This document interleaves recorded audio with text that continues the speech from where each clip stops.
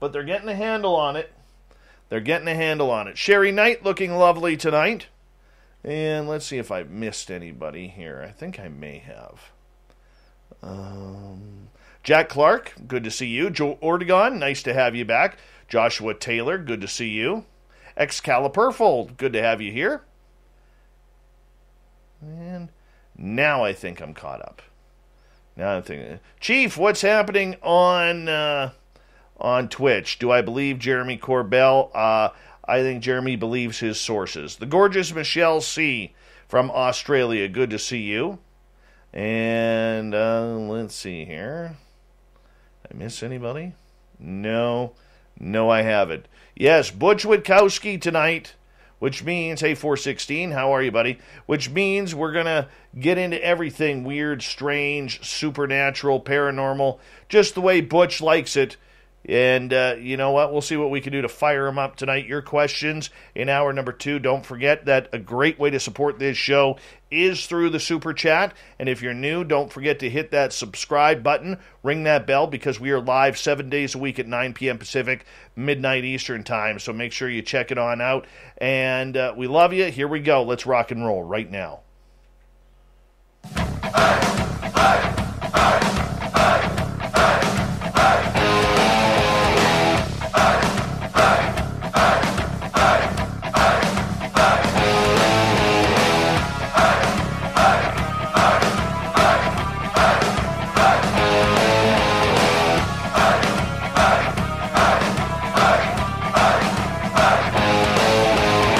Mountains of central British Columbia to you listening around the world. This, my friends, is Spaced Out Radio. I am your host, Dave Scott, sitting in the captain's chair of SOR headquarters. We welcome you to tonight's show on our terrestrial affiliates around North America, digitally on TalkStream Live, Revolution Radio at KPNL. All of our archives are free by going to youtube.com/Spaced Out Radio. Do old Davey the favor, hit that subscribe button. You can follow us on Twitter at Spaced Out Radio and on Instagram at Spaced Out Radio Show.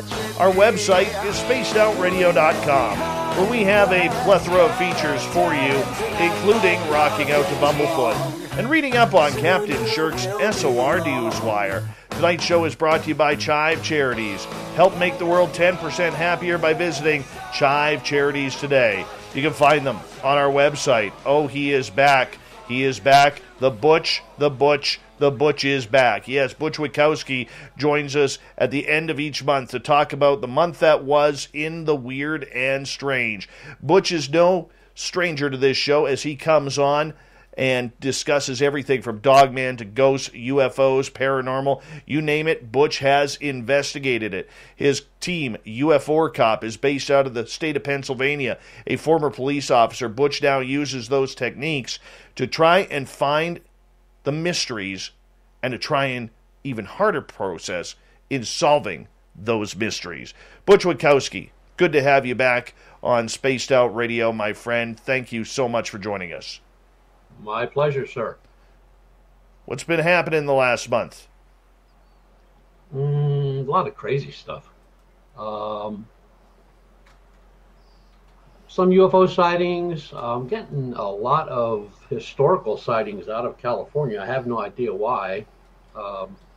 Usually when you get a historical sighting, it's right after you've posted something about sighting here in Pennsylvania or close by. But I had like 3 from California. One was 30 years old, and from a lady that said, 30 years ago she saw a triangle in the sky, and she and a friend watched it for a good 15, 20 minutes. So she said, these things are supposed to be just new, are not new. She said, 30 years ago, that's what we saw. And we're still working on an unknown whatever it is. We don't know yet. We don't know if it's a bipedal, if it's some type of entity running around in a state park. We have the place loaded with camera traps. I mean, I got 8 of them down there. On the first try, the first week we put them out, I got a shadow on the one in an area that really didn't have the cameras facing that particular area, but a portion of that shot, one camera caught, and a shadow walked across in front of it. And very large, but a shadow. So, you can't really enhance a shadow. I mean, there was no rhyme or reason to what it looked like other than I knew the area because I used to hunt in that area. So I was aware of that old farm and the foundation that was left. So when I went down the second time to pull the camera information and put new cards in, I stood by that camera and looked, and I thought, well, you know what? If it came down through this old, pretty large area of a foundation, which probably was either the house or the barn. So I put two cameras there, and I had them on black and white. One was on black and white, one was on color. And then the following week after that, I thought, well, I'm going to just keep those two cameras and turn them on to infrared. So they've been working infrared for the last week and a half, 2 weeks.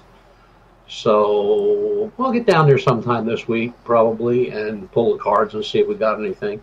Just strange because there's been a lot of reports in that area of weird stuff in the woods.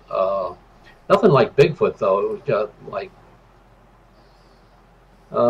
humanoid looking, very pale, skinned. I would say they were probably describing what most people call a rake.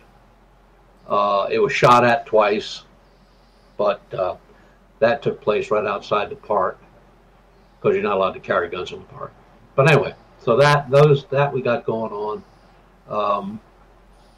Just got done getting ready and mapping out for our next excursion, which will be probably up in the Clearfield County area, Pennsylvania, and ready to get cranking. For you, as you continue on with these experiments and these studies into these areas that you were going to, Butch, normally when you're on, we talk about the bipedal canine, we talk a lot about cryptids, but you also get a lot of strange cases out there that just make absolutely no sense. When something comes across your table or your desk or your phone line from a potential client who has had something that you've never heard of before, what goes through your mind? Take me through a case like that. First thing goes through my mind is why me? I've never really delved into the paranormal end of all this, and innocently and without anything in mind, I contacted a local outfit that had been at it now for 30 years, 25, 30 years. They're actually an incorporated business. And they basically stay in Pennsylvania. And I just asked them if I could tag along in one of their investigations, just to see how they do it. I mean, I had no idea what cameras they use or what type of equipment they used or how they set up or what they did when they got on scene. So went along on one of their excursions. And we went to an old foundry, which was converted by the county into like a museum, but the original foundry was there to make cannonballs for the Revolutionary War and into the Civil War. And there was a lot of Indian activity in that area. There's a lot of burial mounds. So like I said, I basically just tagged along. So we got to where we were going to set up, and there was an old a well, very large, and I'm assuming that the foundry used a lot of water. And they had gotten reports of voices in the field. Now, behind the foundry is the field. That's where the well was. But this field is huge. I mean, it's just huge. I wouldn't even venture on a size other than it's got to be well over 10 acres, and then it butts up against a mountain.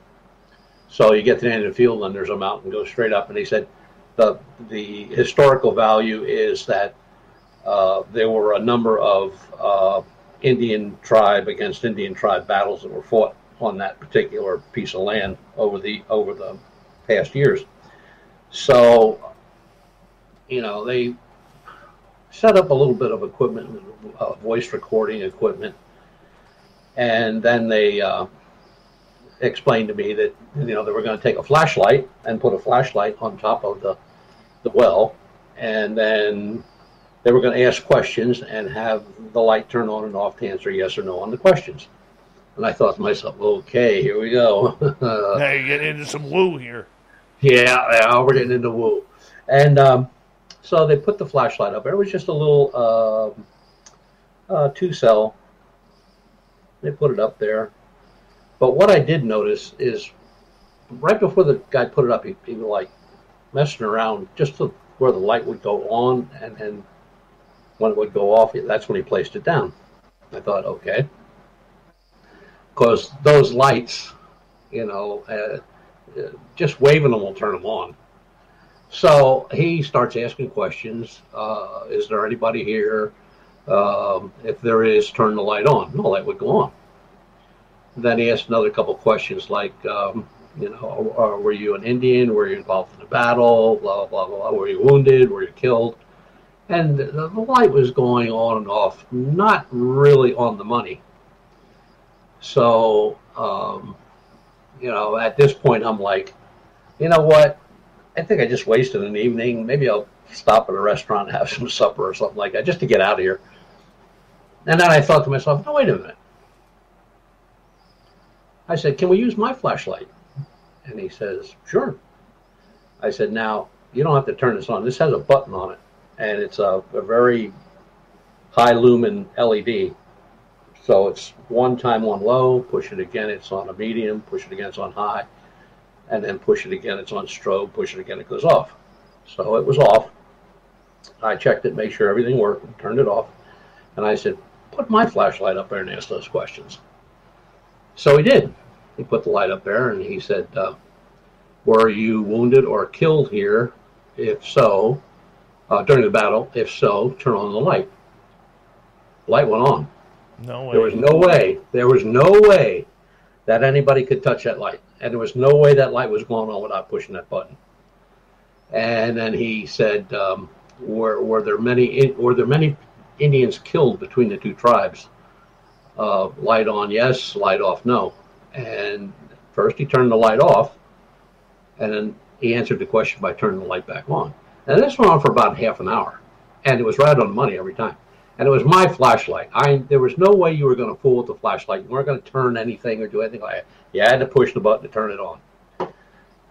So I said, does this happen often? He says, well, we never really used any other type of flashlight. And I said, well, it's not that I don't believe what you were using was a good tool, but those little stream lights, they're noted for being very, very touchy. I mean, just an itty-bitty little twist can turn them off. And I said, it could be just a vibration from your voice because you're standing right beside of it. And you're leaning on that well. I mean, are you moving the brick that's causing it to go on and off? He doesn't know. But anyway, that was weird. That was exceptionally weird. So about a month and a half went by, and they called me and they said they have another case. Would I like to go on it? And I went like, yeah, okay. And this was going to be much better for me because they were going to be in a residence. They were going to be setting up all kind of cameras and microphones, and there were enough people on the team that there was going to be at a minimum one person in each room of this large house. So I got relegated to not wanting to be a fifth wheel. I said, how about if I just sit here and watch the monitor? They said, that's exactly what we would like you to do. So they have a 28-inch monitor, and it was split into 8 screens. And very clear, everything was, I mean, I could see everybody in every room. I could, the way they had them set up, everything was fine. The people were there when we got there. They introduced everybody. They walked through the house, and the people were telling them what was going on. And so the people left. They went up 2 blocks up the street to their sister's house. But the one sister stayed over in case we needed to use a bathroom or we needed to know something about the house. So she was sitting beside of me.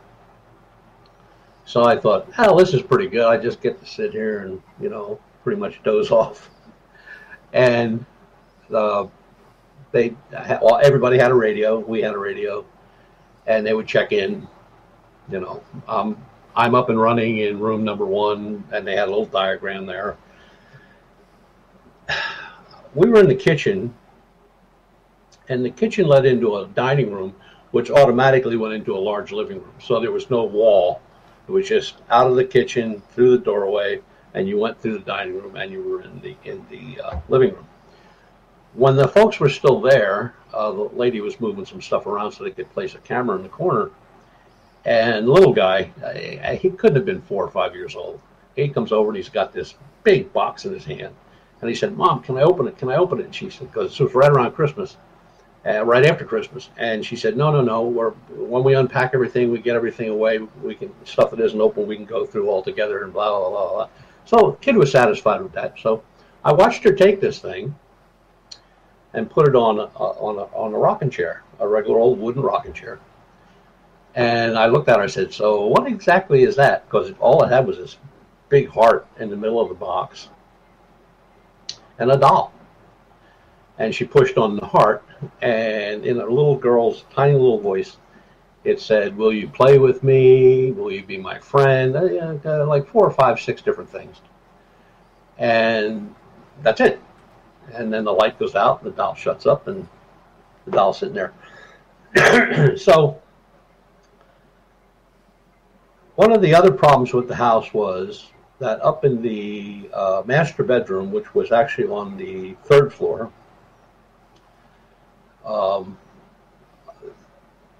you're probably familiar with these lights where, I don't mean the time they clap and they turn on. You push a button and you get a real low light. You push it again, you get like a medium grade light, and you push another one on, it's high. Push another one, it's off.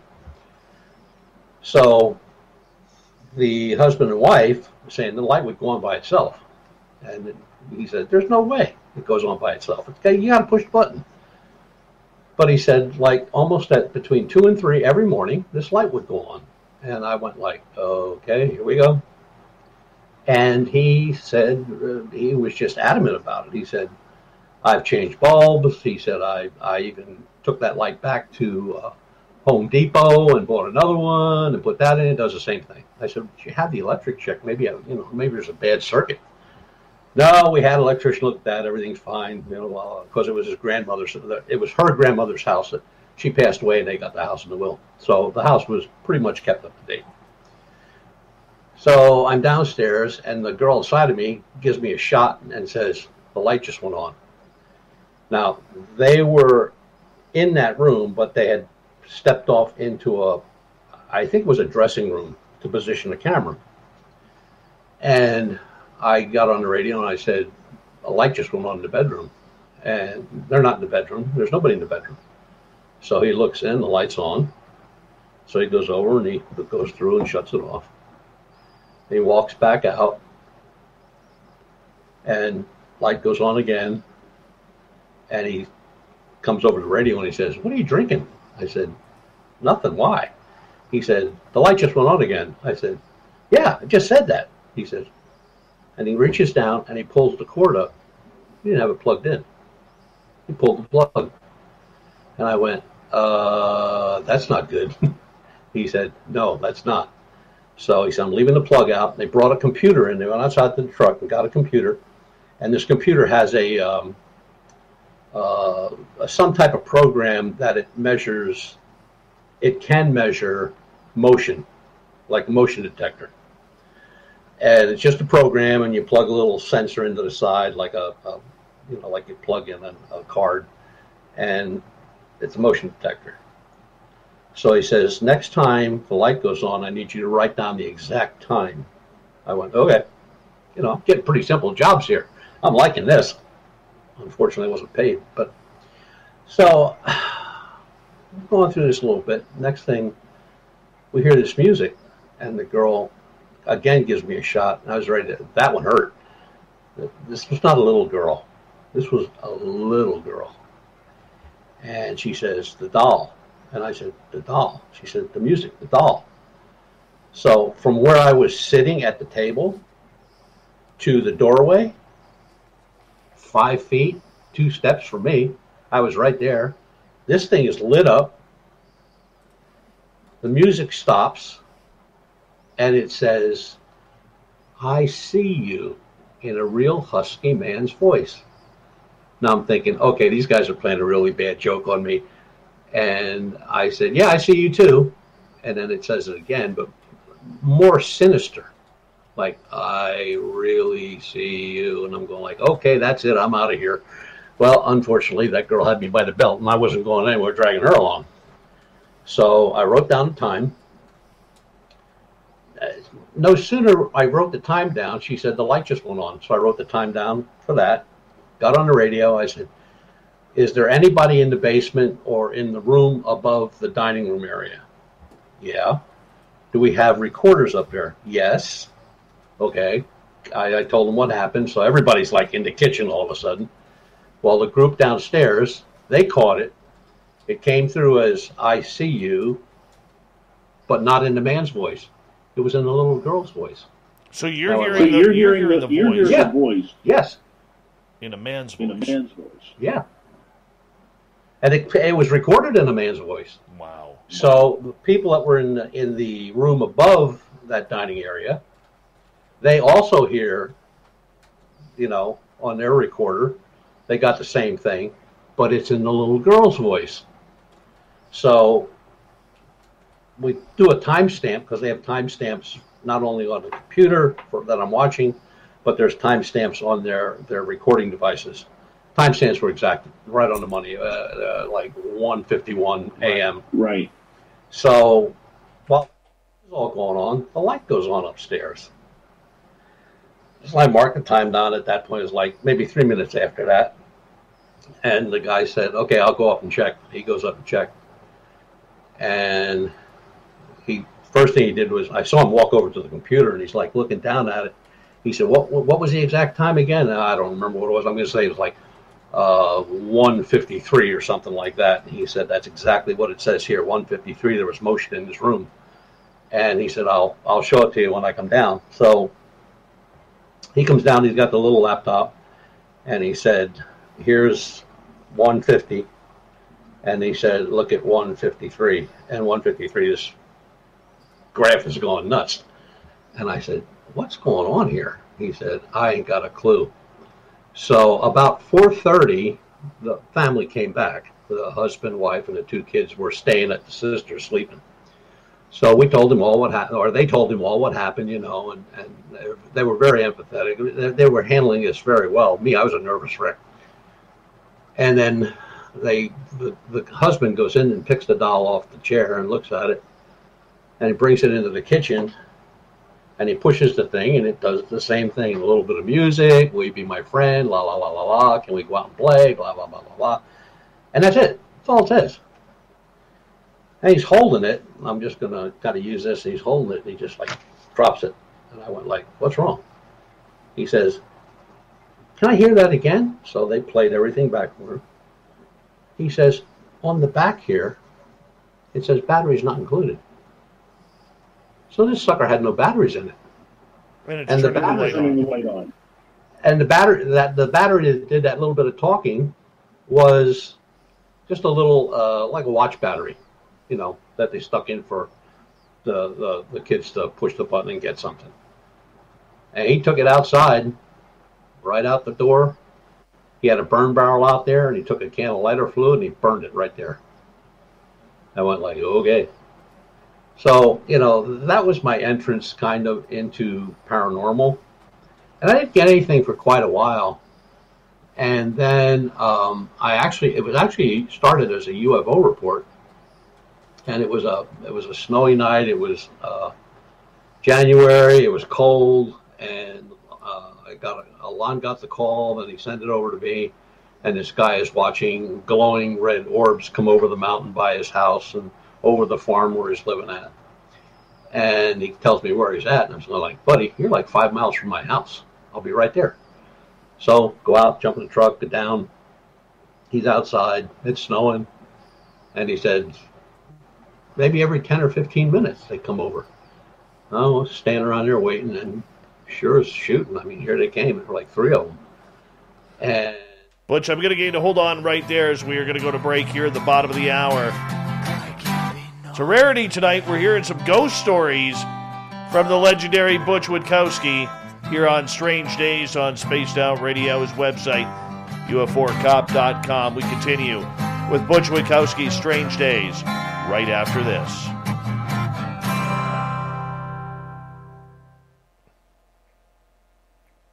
All right, let's see if we can get rid of that echo there.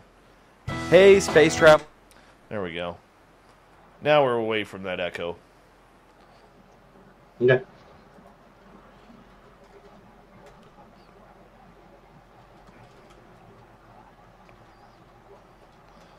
I can't believe we have a Vinster sighting in the chat room. This is awesome. The return of Vinster.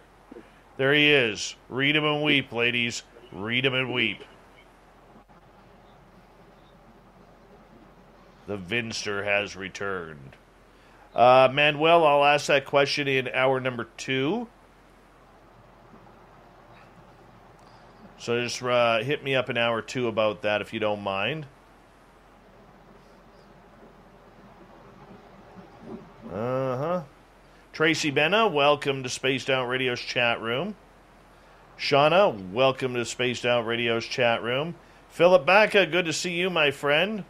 Thanks for coming on in. Apollo 11, good to see your return. Edens, how are you? The Lazarus Project, welcome to the show.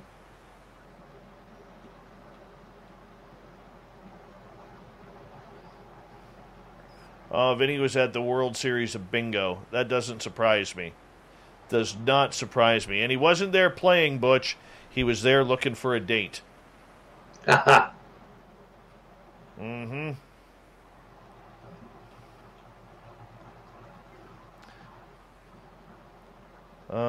Hidden Existence. Was I on Hidden Existence?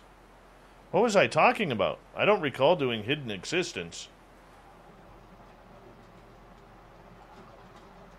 What is Hidden Existence?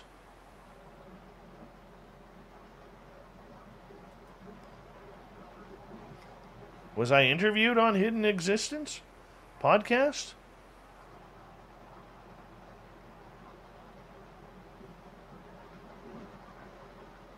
When was I there?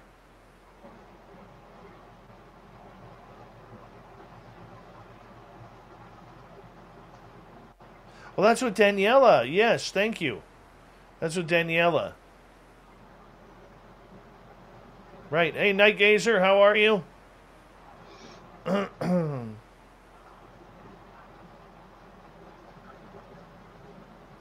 Nicole Mello, how are you? Or Mellet.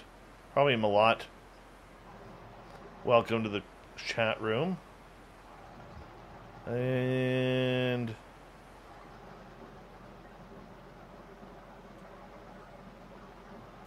yeah. That's good stuff. I didn't know I was doing that. I was on the Bigfoot Odyssey channel, I believe.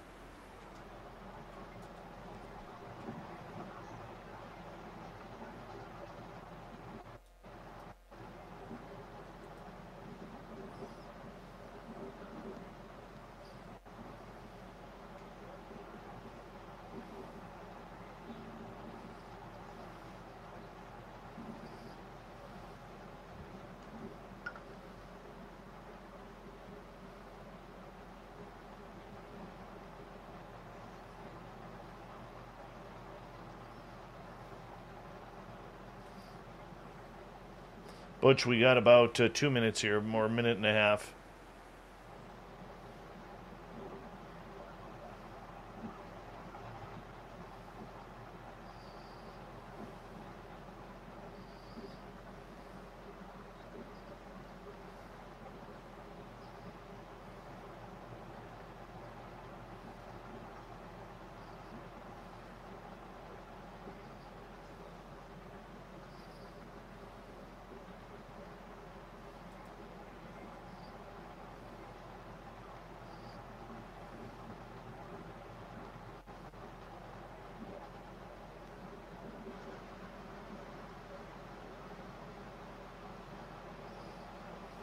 I want to say a big thank you to Michael and Nicola for the Super Chats tonight, kicking everything off. We really do appreciate it. Hi, Super Duke. Nice to have you here from World Bigfoot Radio. You should all be signed up for that channel as well. Murray F., good to see you, my friend.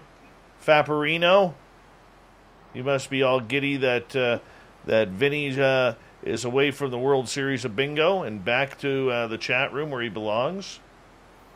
Greg Moyes, Jose, good to see you guys. 20 seconds, Butch.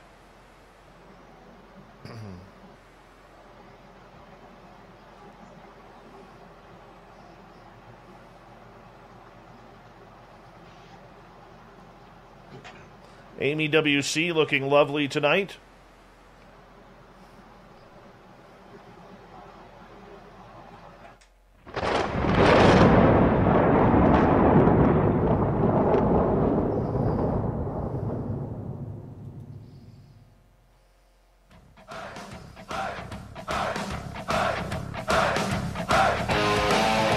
Second half hour of Spaced Out Radio is now underway. My name is Dave Scott. Thank you so much for taking the time to join us. We really do appreciate earning your listening ears. Want to remind you that if you've missed portions of this show or others, check out our free archives by going to youtube.com/Spaced Out Radio.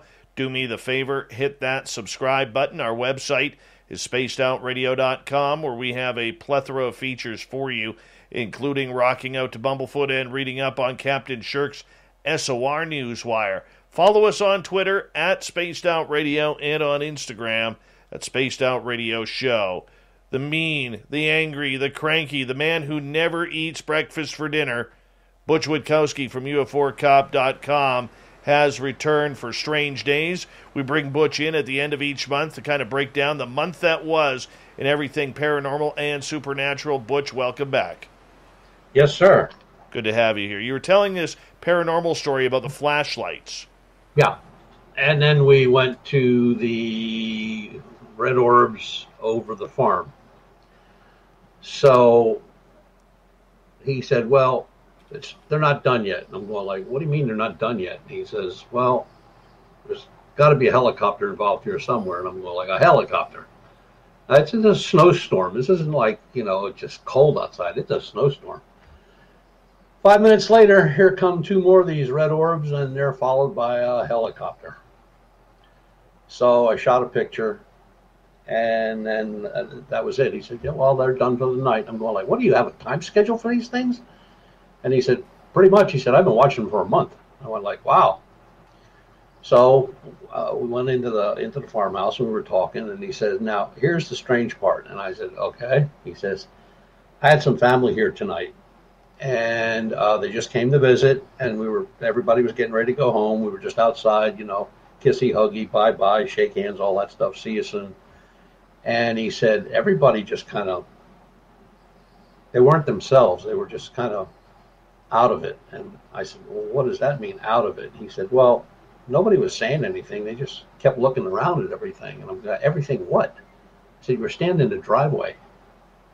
And he said, well, we weren't alone. And I said, what do you mean you weren't alone? What are you telling me here? And he said, there were just these faceless beings. There were like four of them. And they were like, my people were standing here in front of me, and these things were behind them. And then when they got ready to turn around and leave to get in their cars, when they saw these entities, I said, okay. So I grabbed the flashlight and started walking around, and nothing. So went in and talked to the gentleman that owned the place, the husband, the father. He said, yep. He said, weird place, just a weird place. And they're going like, okay. The place is built 1865, something like that, 1866. It's always been there, and the only thing they were doing at the time, they had replaced a barn that burned down, so it was more of a modern barn. And then walking behind the home into a little field of maybe 50 feet wide, they were building one of these huge chicken houses where they hatch the eggs and stuff, and then they sell the chicks. this thing was a monster. It was 200 and some feet. I think he said it was 240 feet long, and it was like 60 feet wide. And it was still under construction, so I could, go into one end and look in, but the floor wasn't in yet. I mean, just a lot of lumber, a lot of stuff laying around. I was looking around and I didn't see anything. So went back out. I'm talking to him, and I'm going like, but here's the building. I'm standing here. He's to my right, and I see him looking up like this, and to the right, at basically looking at the roof. So I said, "What are you looking at?" And he says, "Nothing." So I looked up, and I can see there's something there. It's not very tall. It might be 4 or 5 feet tops. It looks like if you were driving down a road and the road was really hot from sun, how you get those wavy lines coming up off the heat. Yeah. That's what it looked like. But then it moved from the right on the roof to the left just a little bit. So I just panned over to the left a little bit more, and there was another one. And it was right above a door, which actually wasn't even a door. It was just a piece of plywood covering and opening up a door that was going to be. But it was right above that. It was smaller, but looked the same. And I thought, well, okay. And I didn't want to give him the impression I saw anything. I said, "You sure you don't see anything?" "Well," he said, "I see a little distortion up there." And I said, "Okay, see anything else?" And he's like, yeah, right over by the door there, I see this little bit of distortion." And I said, "Well, what are you describing as distortion?" And he said, "Well, it's kind of shapeless, but there's something there." And I said, "Okay, I agree."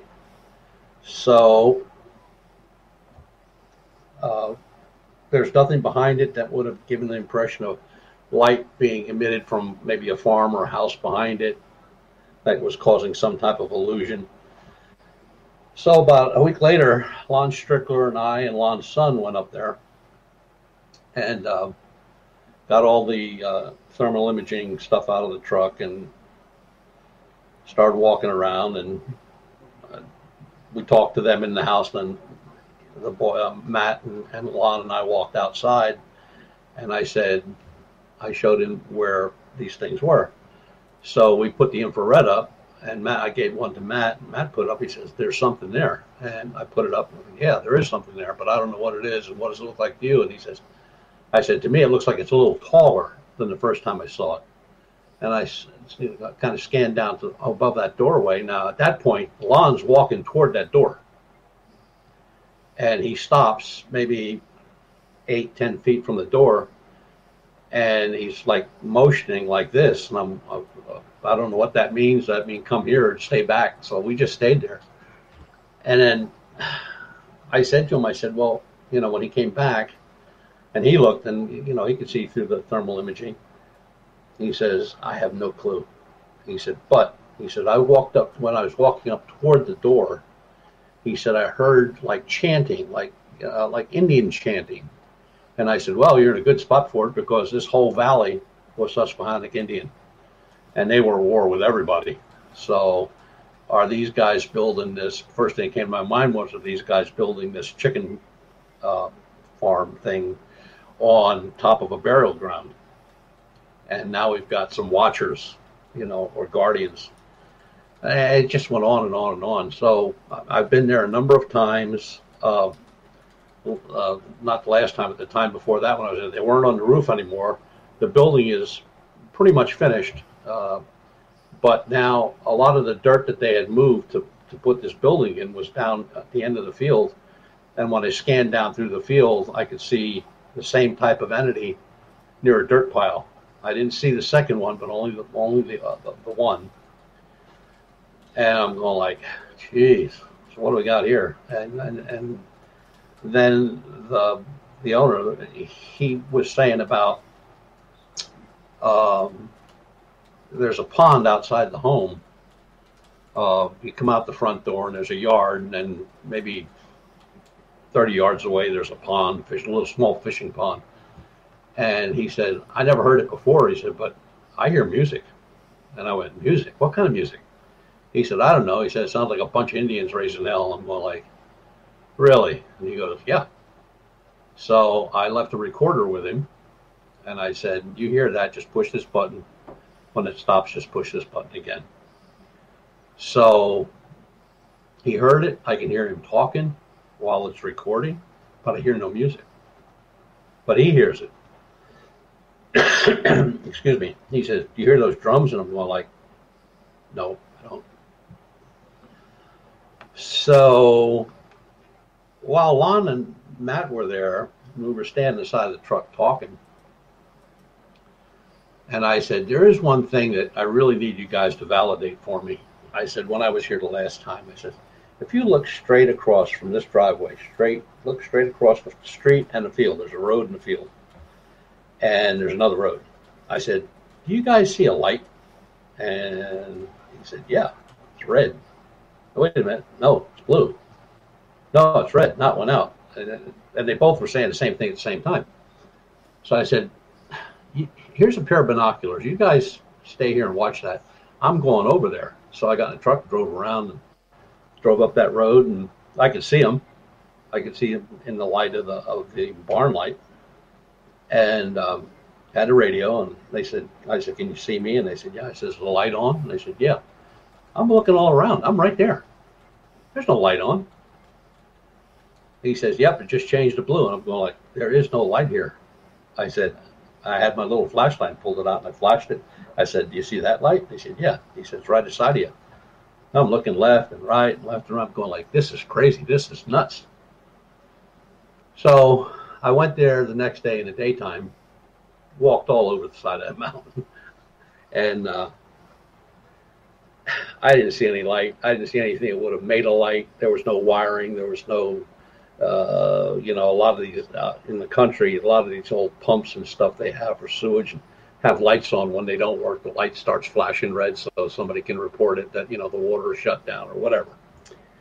So that's basically still an open case. And then I thought, well, I went from UFO to paranormal to entities to this to that, talking dolls.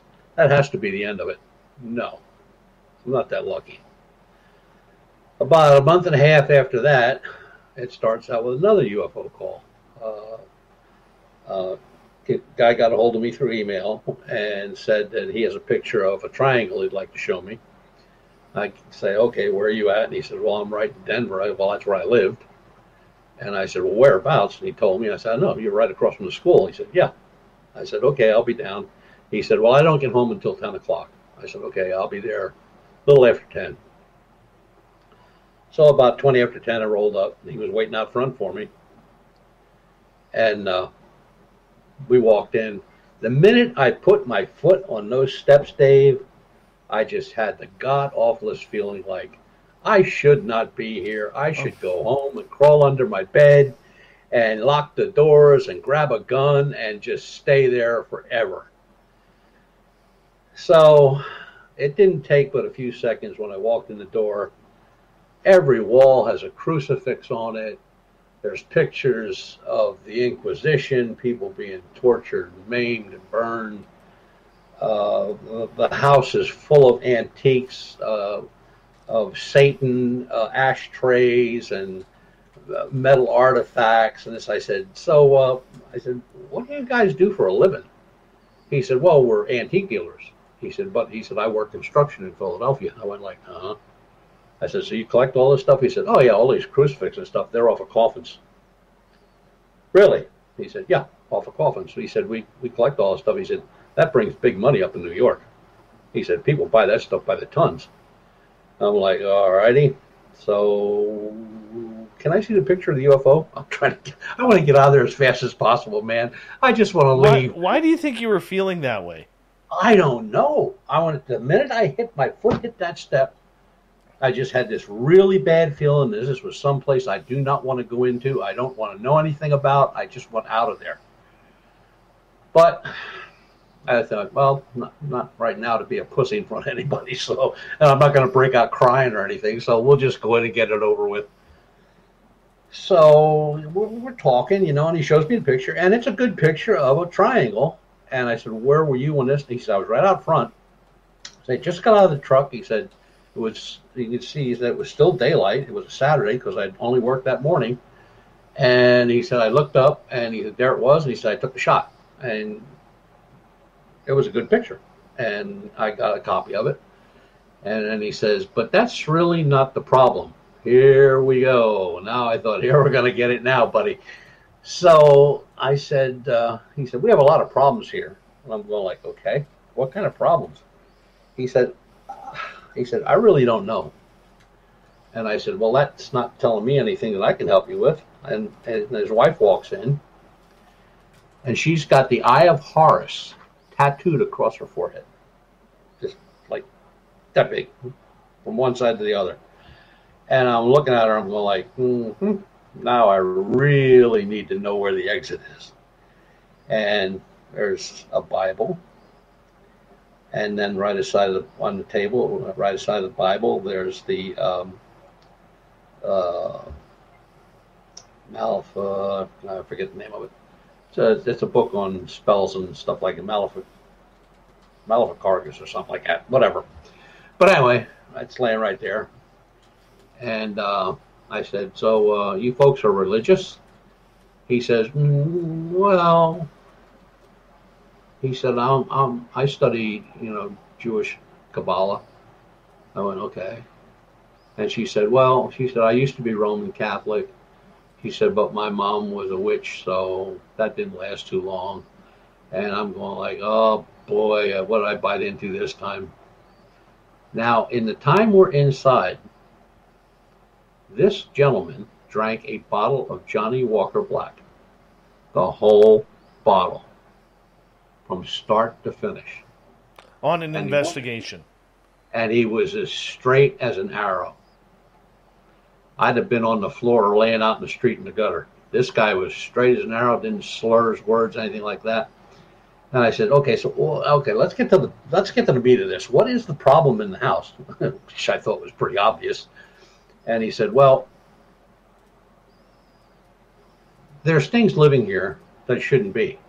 And I went like, okay. He said, we don't go upstairs. He said, we have a back bathroom with a shower and, this, that, and the other thing. He said, and the rooms it's a huge house, old house, but huge, built in the 50s. So the living room is like massive. And every piece of furniture in the place is an antique. There's not a new piece of anything, except in the kitchen, which was, I'd say, fairly new. Now, it was where he was born and raised. His parents moved and bought a home across the street, so they lived across the street. I said, well, did your parents ever have any problems in here? He said, no. I said, did you see any problems with this when you were growing up here? He said, no. And I went, okay, so let's get back to what's living here. What do you mean, something's living here? Well, that means we'd have to go upstairs. I said, okay, let's go upstairs. He went like, no. I said, no. And then his wife said something to him, and he said, well, you go up the steps first. I'm thinking like, buddy, I'm Polish, but I'm not that Polish. I said, you go up the steps first. I'll follow you. So we're going up the steps, and the more we went up the steps, the goofier it got. I mean, I just didn't feel right. Like I just should leave. I shouldn't be there. So we get to the landing. I went like, couldn't understand. And he said, we went into the kids' room. And the first thing I noticed when I walked into the room was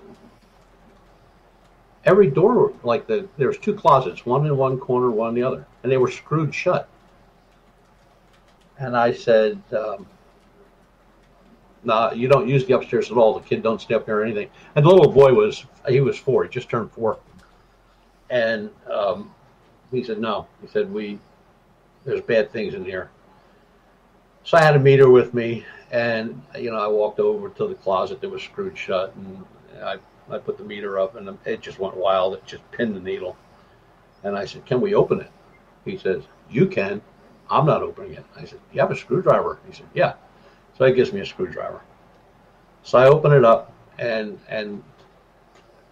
my EMF meter is going like this when I open the door. It's just back and forth and back, like it's on fire, just like a tachometer.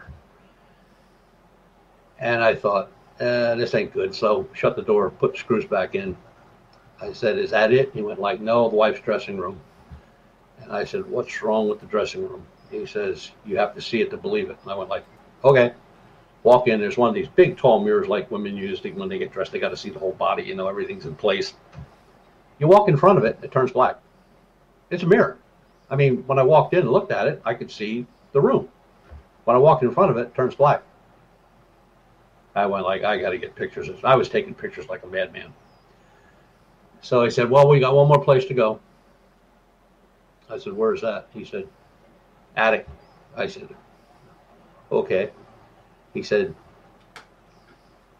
what you see, I have no idea what it is.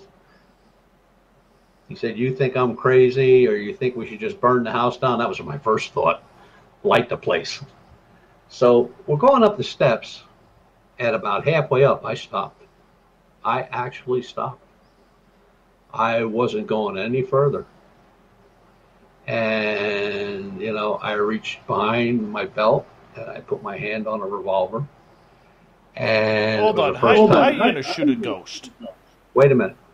I've never been that scared of anything that I didn't see where I'd actually put my hand on a gun, ever in my life. Walked up to the top of the steps, and there's this circle in the middle of the first thing that caught my eye was the coffin, which was off to the left.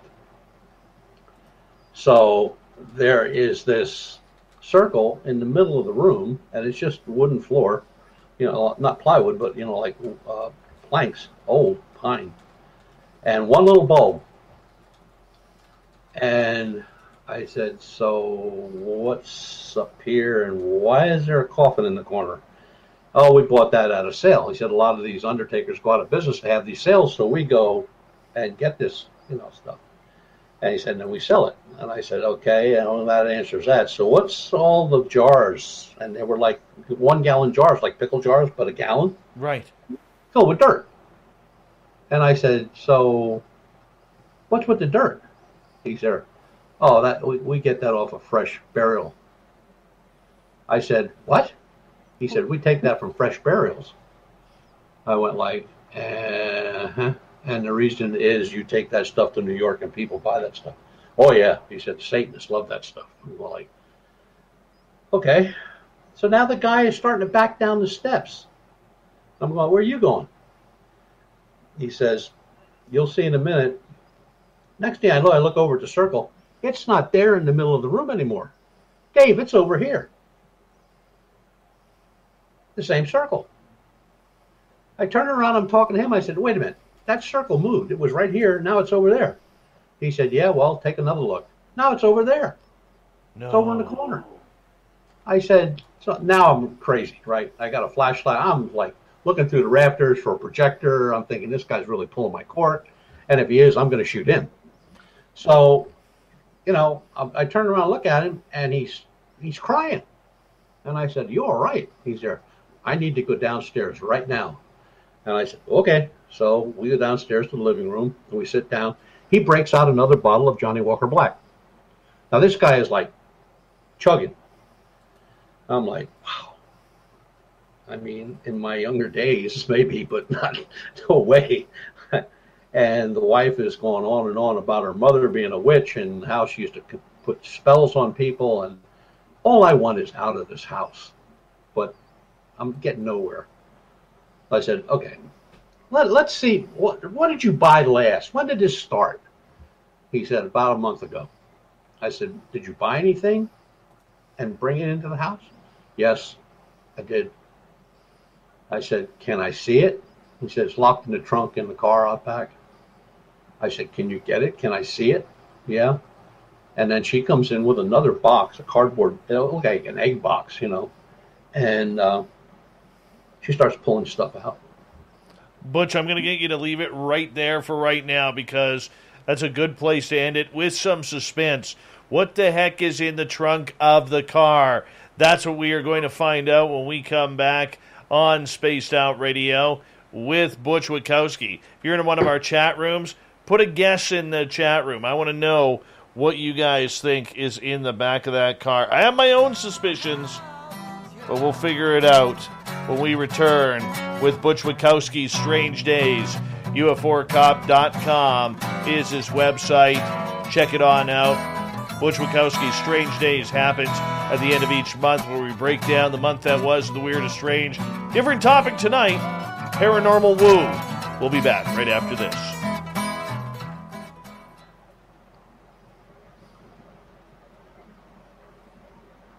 All right, Butch, I'm just going to run my dogs outside. I'll be right back, okay? Yep, I gotta go bathroom. All right, I'm going to mute you.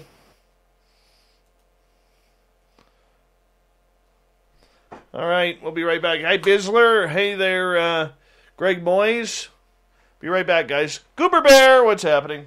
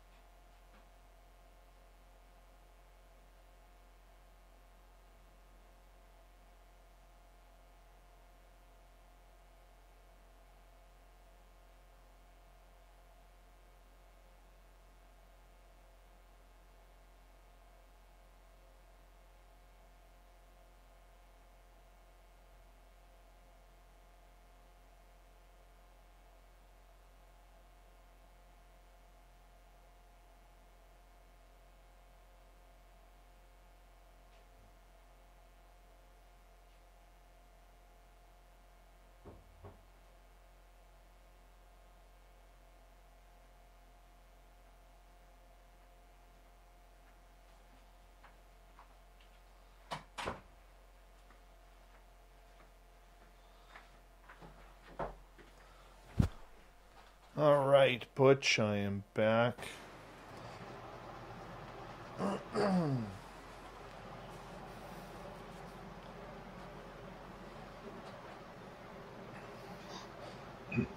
you doing, buddy?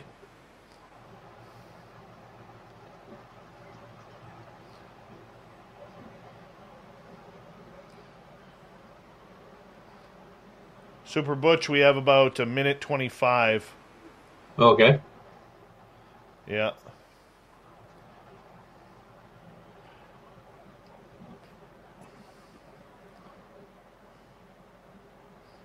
All right. Shrunken head, shoes, dieback box. They're never going to get it. A mask. Close. Tire iron, a cooler, small alien, wine box. Looney, how you doing, man? Good to see you. All right. Let's see what else we got here. Jimmy Hoffa.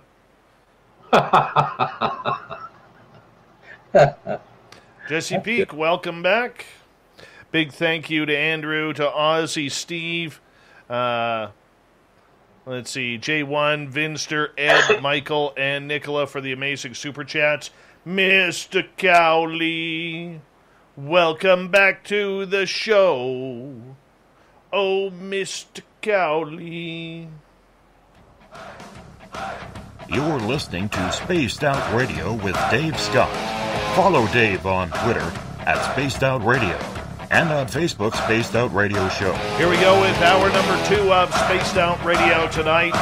My name is Dave Scott. Thank you so much for joining us. We really do appreciate earning your listening ears wherever you are on this beautiful planet we call Earth. Thank you to everyone tuning us in on our terrestrial affiliates around North America and digitally on TalkStream Live, Revolution Radio, and KPNL. All of our archives are free by going to youtube.com/Spaced Out Radio. Just do old Davey the favor, hit that subscribe button. The Desert Clam has set the password for tonight in the SOR Space Travelers Club.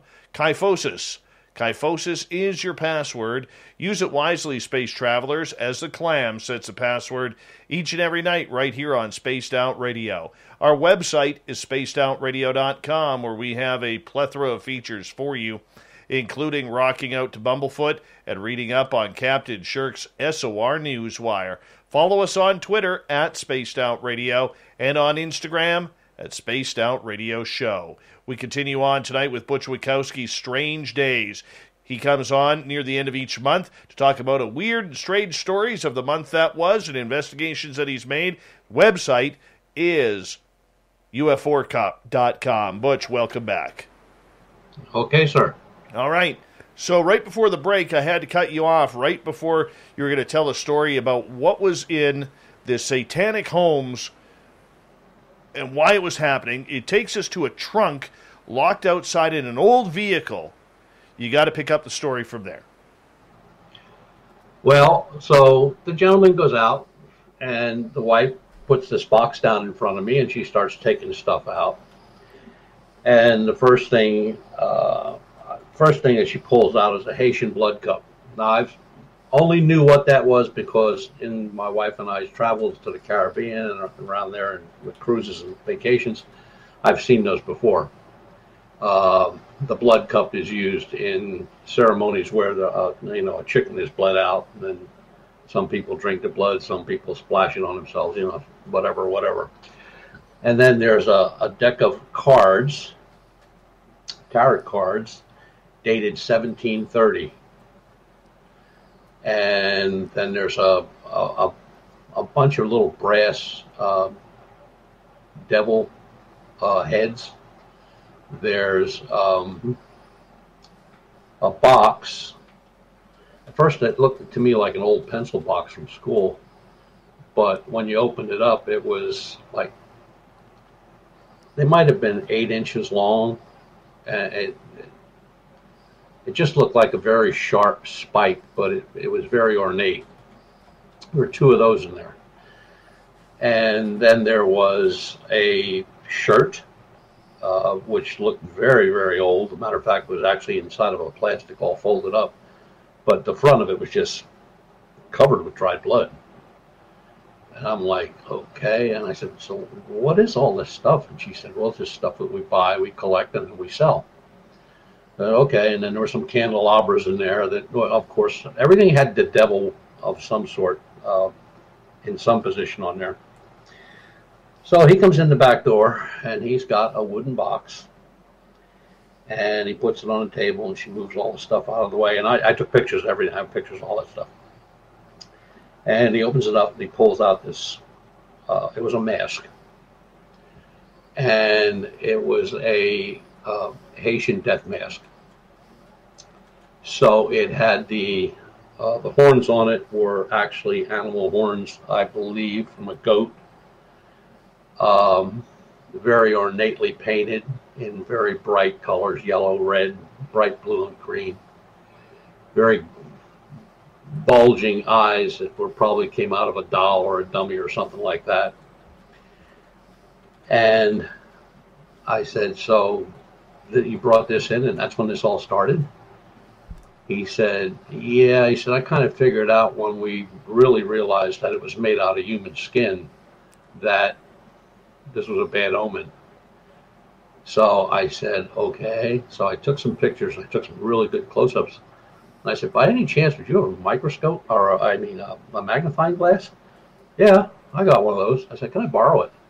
Now, I've been to so many autopsies in my career. I know what skin looks like. So got the magnifying glass. He took the lampshade off. So we had blood. It was skin. It was the human skin. And I said, okay, I think the best place for this is out in the trunk.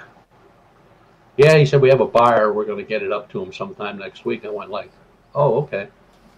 So we exchanged some pleasantries. And he said, we don't even go down to the basement. He said, there's stuff down there that I don't even want to know about. He said, I see him walking around. I said, what do you see walking around? And he said, just shadows. They're like humanoid shadows. They got arms and legs and heads and shoulders and, Okay, so I said, so your washer and dryer's down there? He said, no, we use a laundromat up the street. And I went like, okay. So I left. Gave him my card, said, call me if anything happens. Might have been 6 or 7 days went by, and I got a phone call from him. And he said, I just sent you some photographs. And he said, could you stay on the line while you pull them up? I said, sure. So I pull them up, and I'm looking. And he says, I was in the kitchen, and there's a doorway. One doorway goes out to the left. If you're in the kitchen looking straight ahead, there's a doorway goes out into the dining room. If you go to the left, there's a basically just a sitting room, like a little study. And there's gates up because of the little boy. They don't want him in the kitchen by himself, or sneaking around. So there's a gate there. There's one, little expansion gates. And I went, okay, so what am I looking at here? I can see the gates. I see the doorways. He said, well, you don't see those two entities standing there. I went like, no. He said, I didn't either, but I saw them when I turned around and looked. They were there. When I tried to take a picture, they weren't there. I went like, okay. He said, so I went out and I got my wife's mirror from the bathroom, the extra bathroom they had. I put the mirror up against the cabinet and got the doorway. He said, I used the mirror and took a picture off the mirror. And sure as shooting, there were two entities standing there.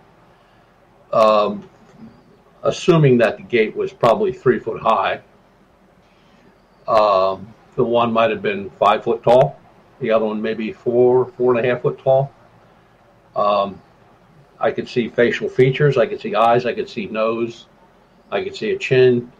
Head was very broad. Shoulders were very broad. And from the shoulders down, just thinned out. Well, then the photograph didn't capture anything below the knees. And they were just standing side by side. And I said, but you could see them Yeah, he said, if I turned around, I could look right at them. I said, were they doing anything? Or he said, no, they just stood there.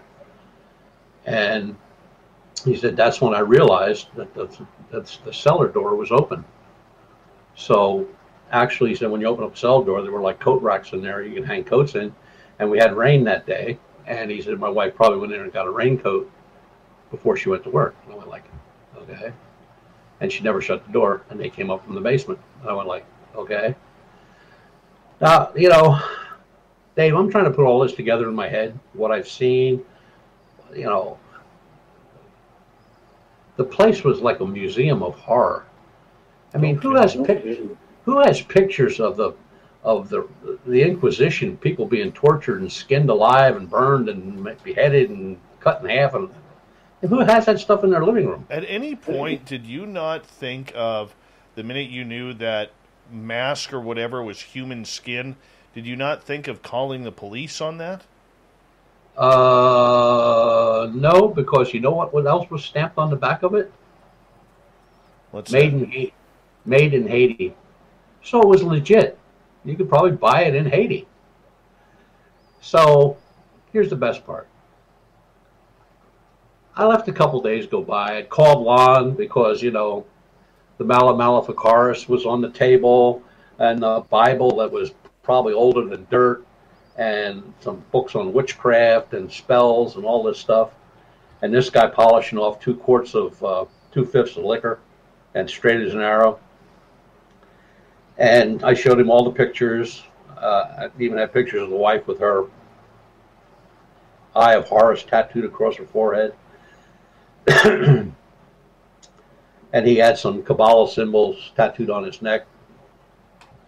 I said, what am I dealing with here? I mean, that's up Lon's alley. That's not my realm. And, you know, I was really just asking basic questions. But till this day, I will swear that the minute I put my foot on that front step, I had that bad feeling like this was not going to go well. 5 days later, I called the house to see if anything had turned up or if anything else had gone wrong. And the wife answered, and she said, my husband was committed last night. He went bananas. I went like, okay. I said, so what hospital is he in? She said, he's down in Philadelphia at Northwestern. I forget what it's called, like a sanatorium. Till this day, and that was 4 years ago, he's still there. No kidding. The house is empty. She moved on. Don't have any idea where she went. Do you have any idea where all the trinkets went? Nope, no idea. No clue.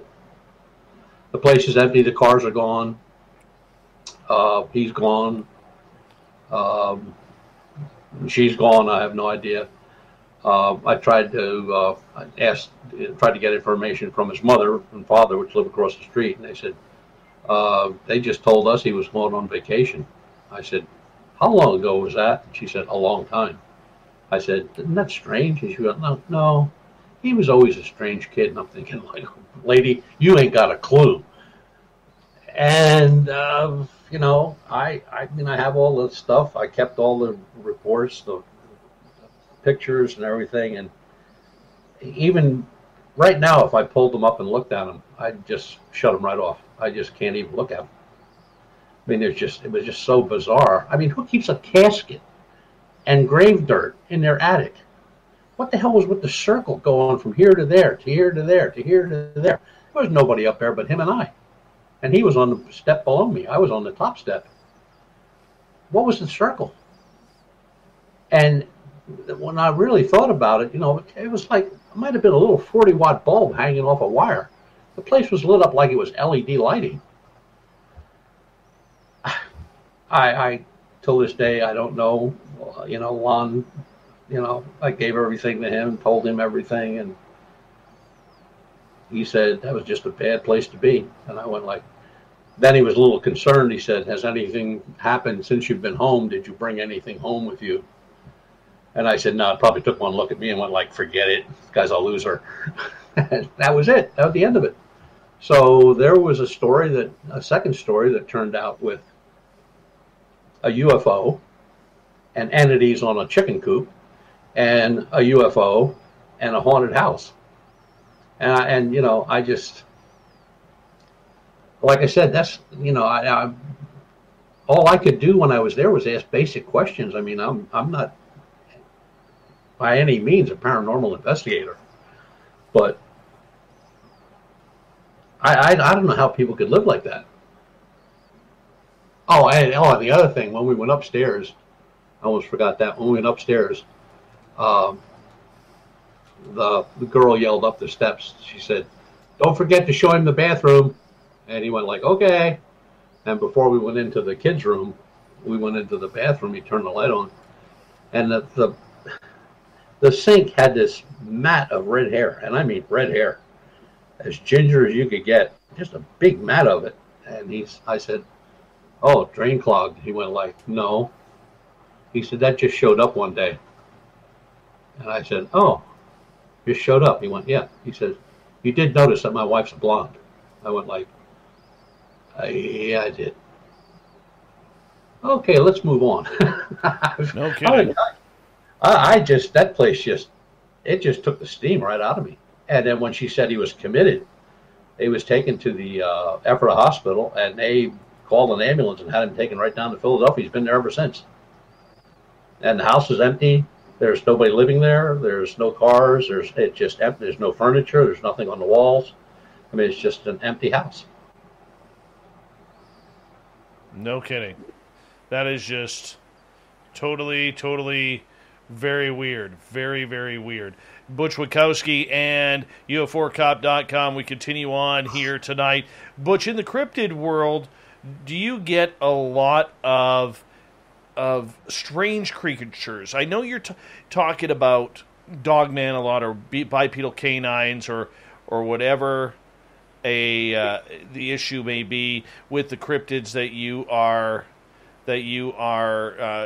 checking out with a lot of different people here. So I'm curious in regards to different stories. Like when we had Lon Strickler on about a week and a half ago, he was talking about these night crawlers and all sorts of creatures like that. Have you dealt with that? Yeah, through Lon. Matter of fact, the one I was describing earlier on, down in the state park where the old farm was, that's actually the description that was given by two different people.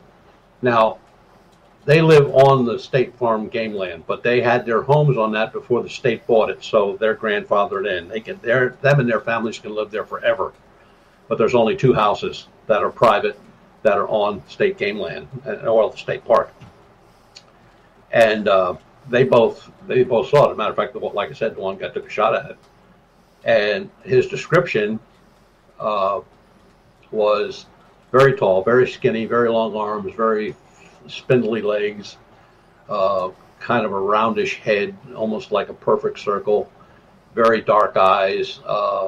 It had a mouth. The mouth was open when he saw it, when he shot at it. And then when he shot at it, it just like, poof, gone.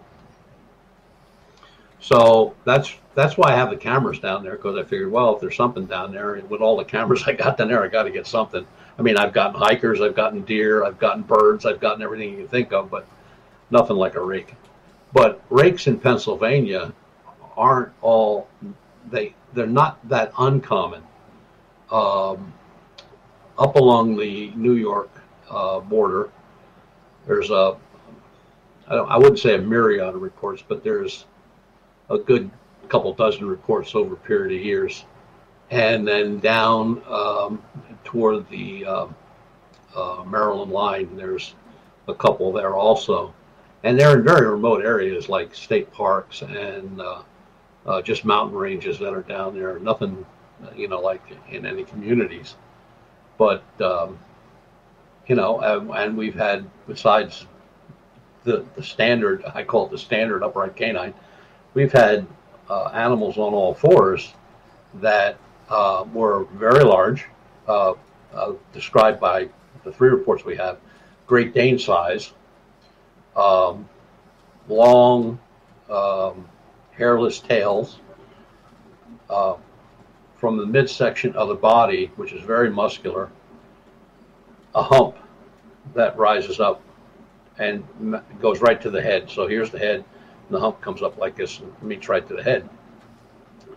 And, you know, wolf-like features. And they're talking about a dire wolf. Dire wolves were real. I mean, they were real animals.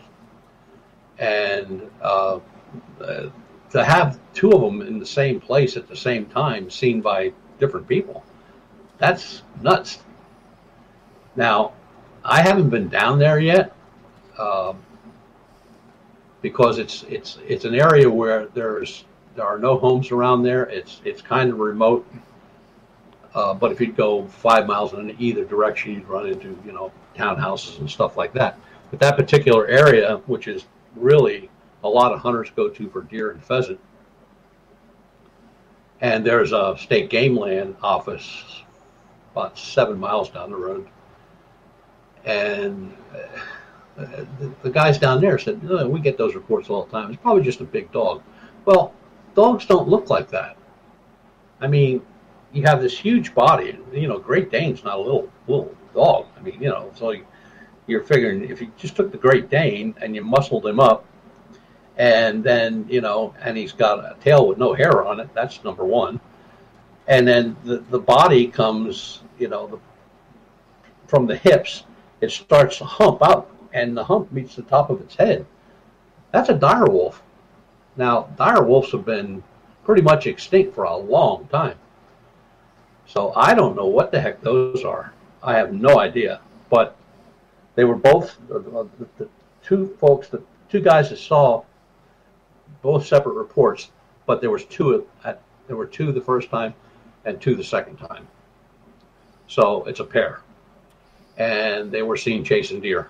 So I don't know. I really don't know, Dave. I mean, there's so much stuff. I mean, Pennsylvania is so weird.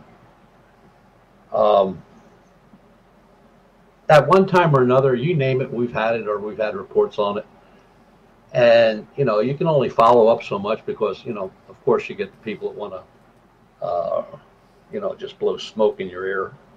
And then you get other people that stand there crying and shaking, and, you know, they can't even talk because of what they saw or what they thought they saw. But you know, when I got to talk to the one gentleman about the guy that took the shot, he said that was a rifled slug, 12 gauge Magnum. And I said, "Did you hit it?" He said, "Oh yeah."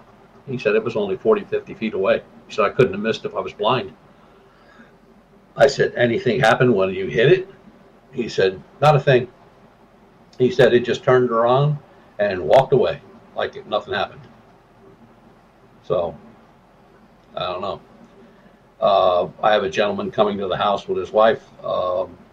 They have a brother. His brother lives right close to me, about 10 miles down the road. And they come up a couple times over the summertime, mostly for graduations or parties or picnics. And he lives in Jersey. Now, he's been coming up here for the last 14 years. And he said, "I've come the same way every time. Never changed a route, never got rerouted for construction or anything like that." So back in June, they were up visiting a brother. They left to go home. And he said, normally, average traffic, the time we leave and everything, an hour and 20 minutes tops. Absolutely tops. This time, he pulled up in front of his house 45 minutes later. He said, "That's impossible." So I called his brother at his house and told him.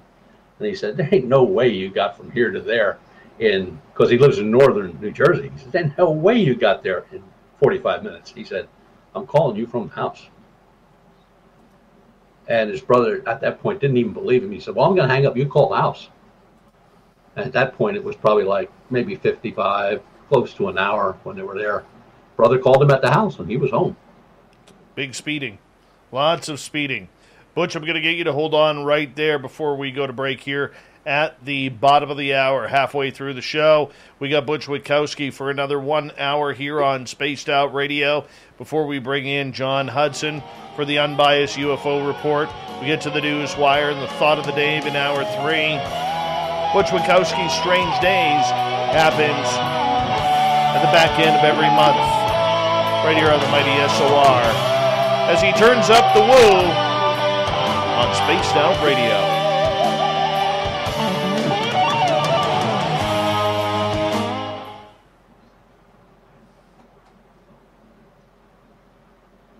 All right, we're clear.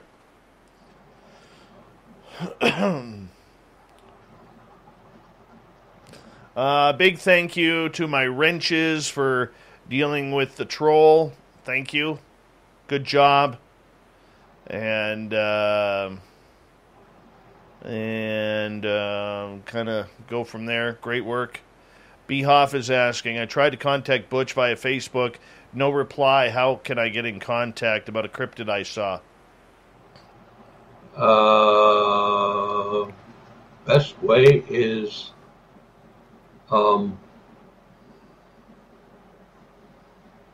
to the UFOCOP page on Facebook.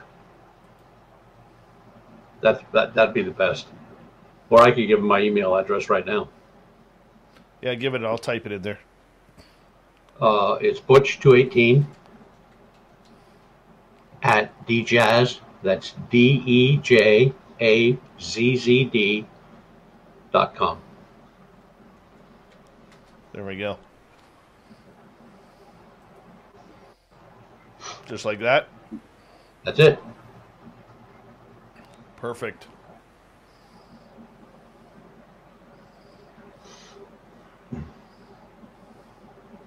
There you go, B. Hoff. Good to have you back, buddy.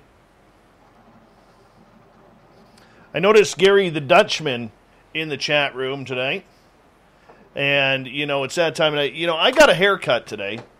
I did. I got a nice trim on the sides as I'm growing out, as you can see. Nicely trimmed. Tony with an eye cut my hair today. She did a great job. And anyways, made me think about Mighty Moose beard oil. Now, if you go into our description of this show, Gary, you'll be happy with this. Gary the Dutchman. I actually put you down as a sponsor on our feature board, so when people read into it, they'll see your sponsor link on there. I'm using the True North tonight. Or, pardon me, the True North. And, the one thing that Dutch people hate is giving a deal. There's not a Dutchman on this planet who loves to give a deal. Not a single one of them. Yet we have convinced Gary the Dutchman to give you guys a deal on Mighty Moose Beard Oil products by going to MightyMooseBeard.com. We have. I don't know how we did it, but we were able to. And every time somebody from our show uses the promo code SOR2019, Gary goes nuts. Crazy. He's like, why did I agree to this? I'm Dutch. I can't give a deal to people. No, we don't do that. And then he throws his wooden shoes across the room. It's true. I've seen it happen. So, anyways, Mighty Moose Beard, you just put it in your hand. It's good stuff. It's all natural, no chemicals. Just massage it in. That's it. Takes good care of your beard. And for the ladies out there, or the guys who don't have a beard, it's great for your hair as well. Gives a nice sheen to it. We don't get to use the word sheen a lot here. All right? Butch wouldn't know what the fuck this is about. But either way, you just rub it into your hair, massage it in. Your hair smells great, looks great, feels great, and it lasts. So remember, when you go to MightyMooseBeard.com, all you got to do is use promo code SOR2019. All prices are in Canadian dollars. All right? So tell Gary the Dutchman you want a deal. He's going to grind his teeth. He's going to argue. He may even shed a tear. But that's okay. You get the deal. Courtesy of Spaced Out Radio. So check it on out today.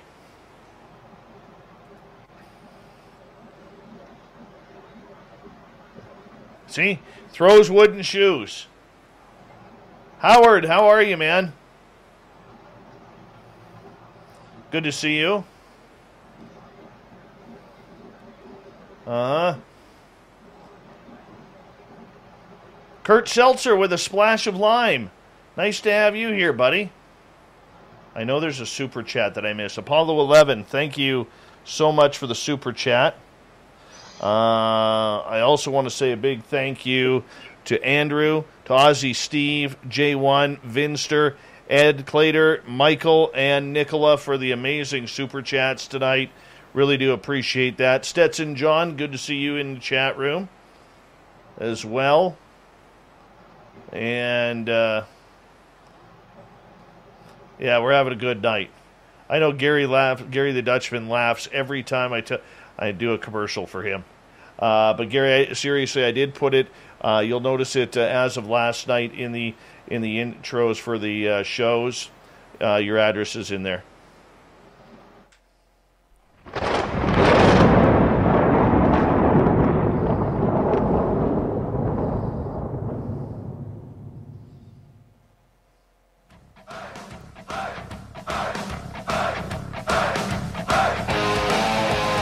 We passed the halfway point of Spaced Out Radio tonight.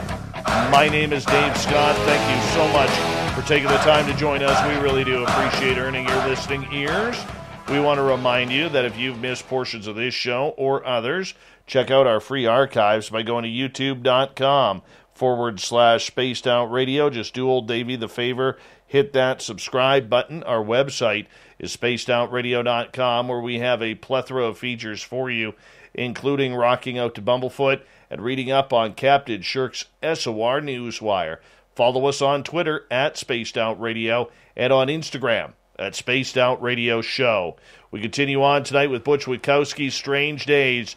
Butch's website, UFOcop.com, where if you've got a sighting of something you can't explain, you hit that up. Butch will investigate it for you. Butch, welcome back. Thank you, sir. Strange creatures tonight. You've dealt with a number of them, from Hat Man to bipedal canines. You know, what's one that's really, really puzzled you over the years? I would have to say it's the bipedal canine. Outside of that one. Outside of that guy, I would say the rakes, these spindly, pale white, whatever they are, walking around the woods. So for people who don't know what a rake is, because we all think of it as a gardening tool, what is a rake? The description of a rake is 6 to 8 foot tall, extremely thin, ribs showing, pelvis showing, long spindly legs that are way too long for the body, from the neck to the crotch area. Long arms down around the knees, no hair anywhere on the body, long spindly fingers, usually very black eyes or very dark red, not bright, but just dark red eyes. Feet, pretty much the same. And it is amazing. I mean, there are a lot of reports of them, but nobody seems to look into them. So there's not a lot of reports that were even actually investigated. I guess the closest thing that you could say about those was the Slender Man. Just picture him without, the suit and all that stuff, and they're either very, very light gray or very, very bright white, one or the other, and they're seen all over Pennsylvania and northern New Jersey. Gets a lot of rake reports. What causes these sightings to happen? Usually everything that people think there are people out there looking for this stuff. That's not really what happens. I mean, people are, usually running into these things when they're taking a walk or they're driving in their car. Um,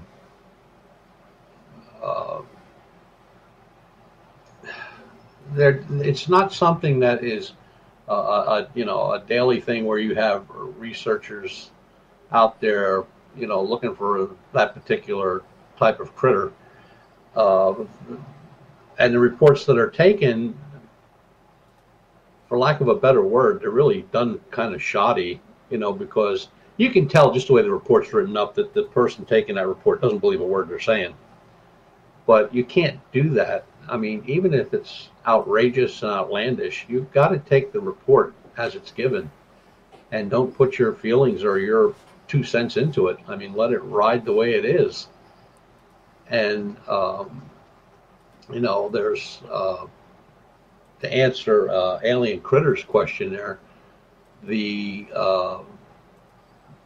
busiest county for Bigfoot reports is Fayette. Fayette County, those reports, they pretty much on a daily basis. And if you've never been to Fayette, it'd be like me living in the city of New York and leaving the city of New York and moving to British Columbia. I'd be so lost I wouldn't even find my own car. Just turn left. Just turn left. I mean, it's just the way it is. And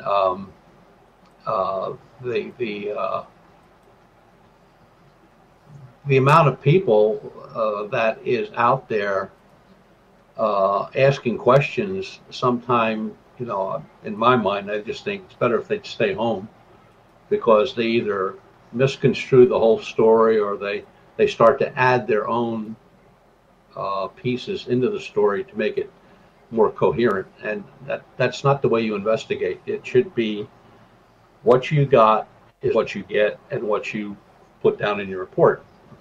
When you start putting stuff into a report, you might as well throw the report away, because if another investigator gets involved in it, it's just a mess. And I do not. It is just one of those things where you can't challenge a witness. You can ask a lot of questions, but you can't challenge them, because the minute you start to challenge them, they think that you think that they're lying, and you don't ever want to do that. And you don't ever, one of the things I very seldom ever do, and I think if I had to think back over the last 30 some years, I think I did it twice, where somebody made a report to somebody else, they got nowhere, and then we picked up the report, and that happened twice, and I just don't do it anymore. It's not worth the aggravation. It's just best to just do it on your own, or do it with your own group. Now, sharing reports, I have no problem sharing reports. I will never share names or exact locations. That's not going to happen. Never did, never will. Because once you do that, your credibility is shot. You're done. There's nobody going to give you any information on anything for fear they're going to see it up on Facebook tomorrow evening. True. I want to ask you, I'm going to rephrase Wendy's question here a little bit. Her question is, are researchers afraid to investigate? I wonder. I'm curious, Butch. I know you're a pretty brave guy, you're a pretty tough guy, but is there anything that you absolutely refuse to investigate out of fear or personal commitment? No, I mean, I felt uneasy already, like I mentioned before with that house. But even that house was like,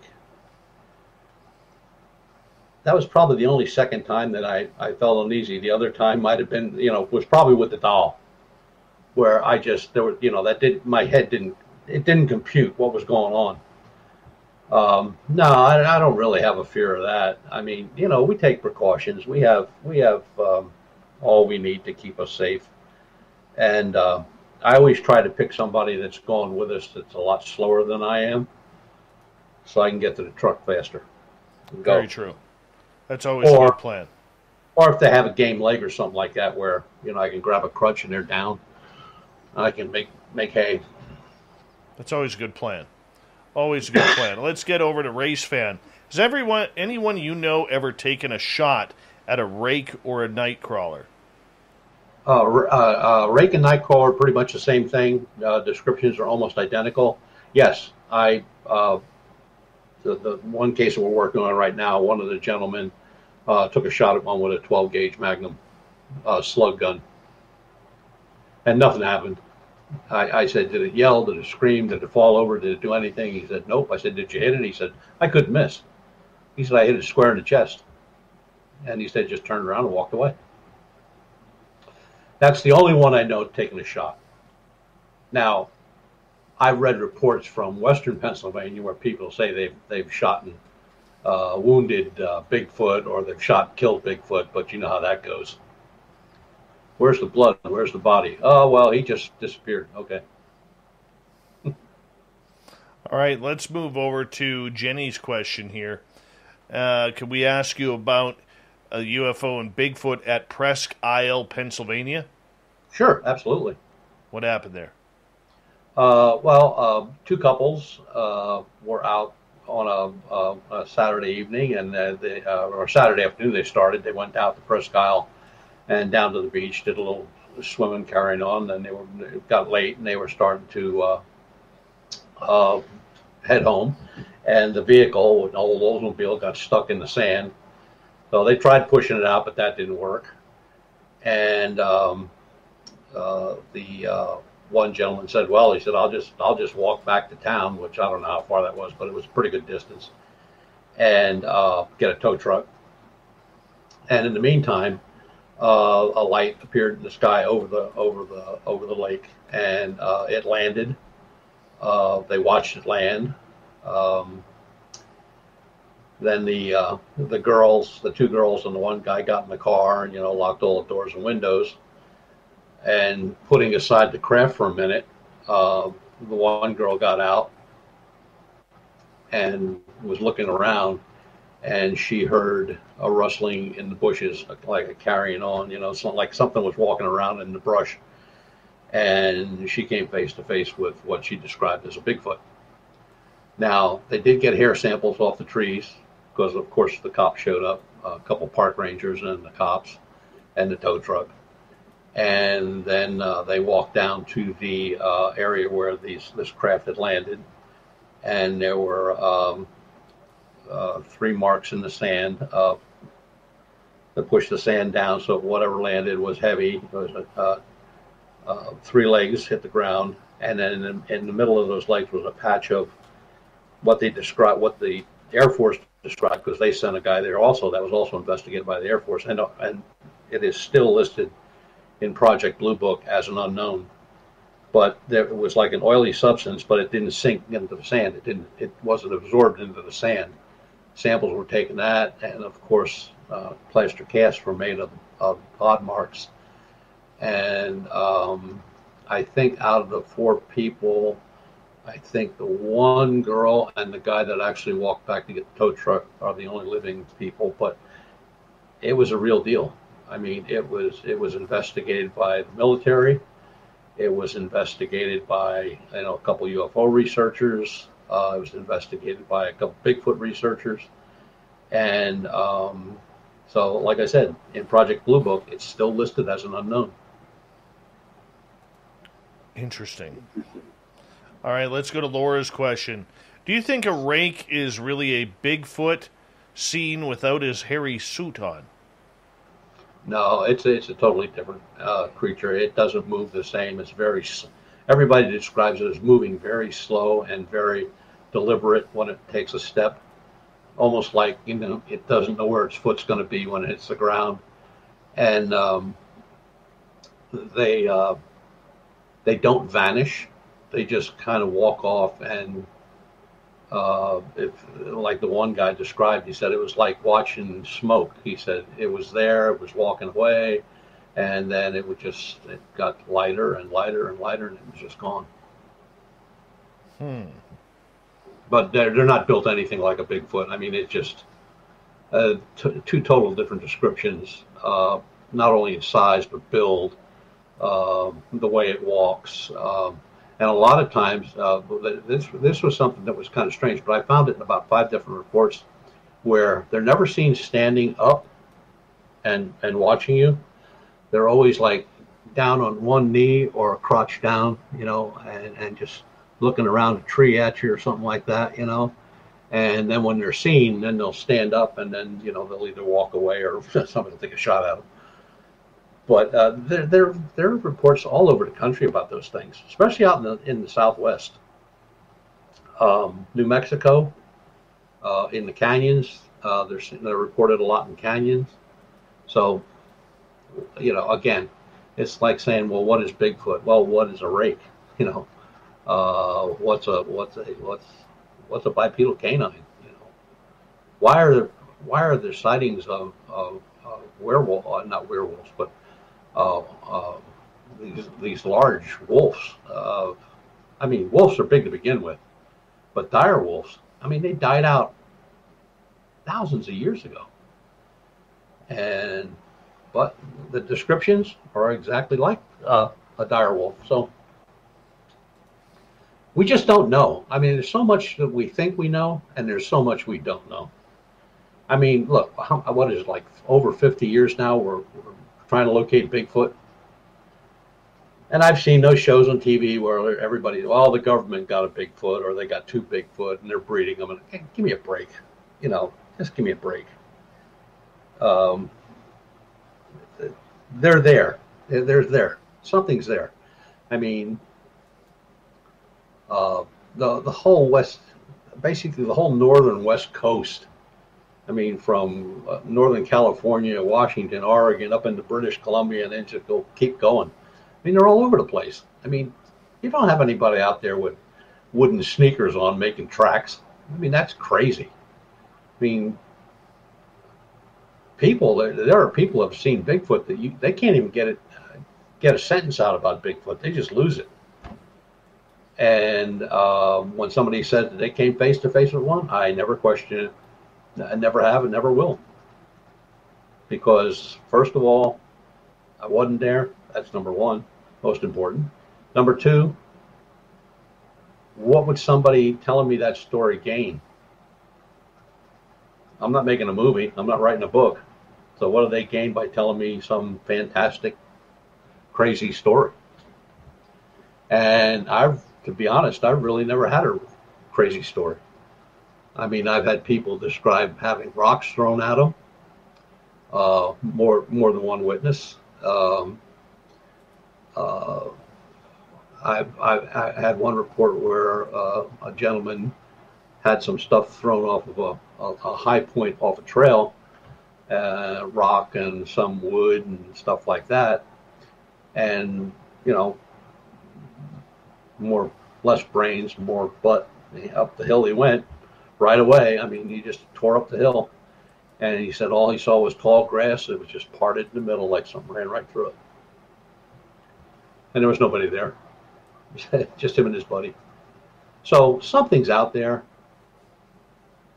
Some people. The big thing now, it's starting. It's not a big thing, but it's going to be, where they're saying this is just an offshoot of a Neanderthal or something like that.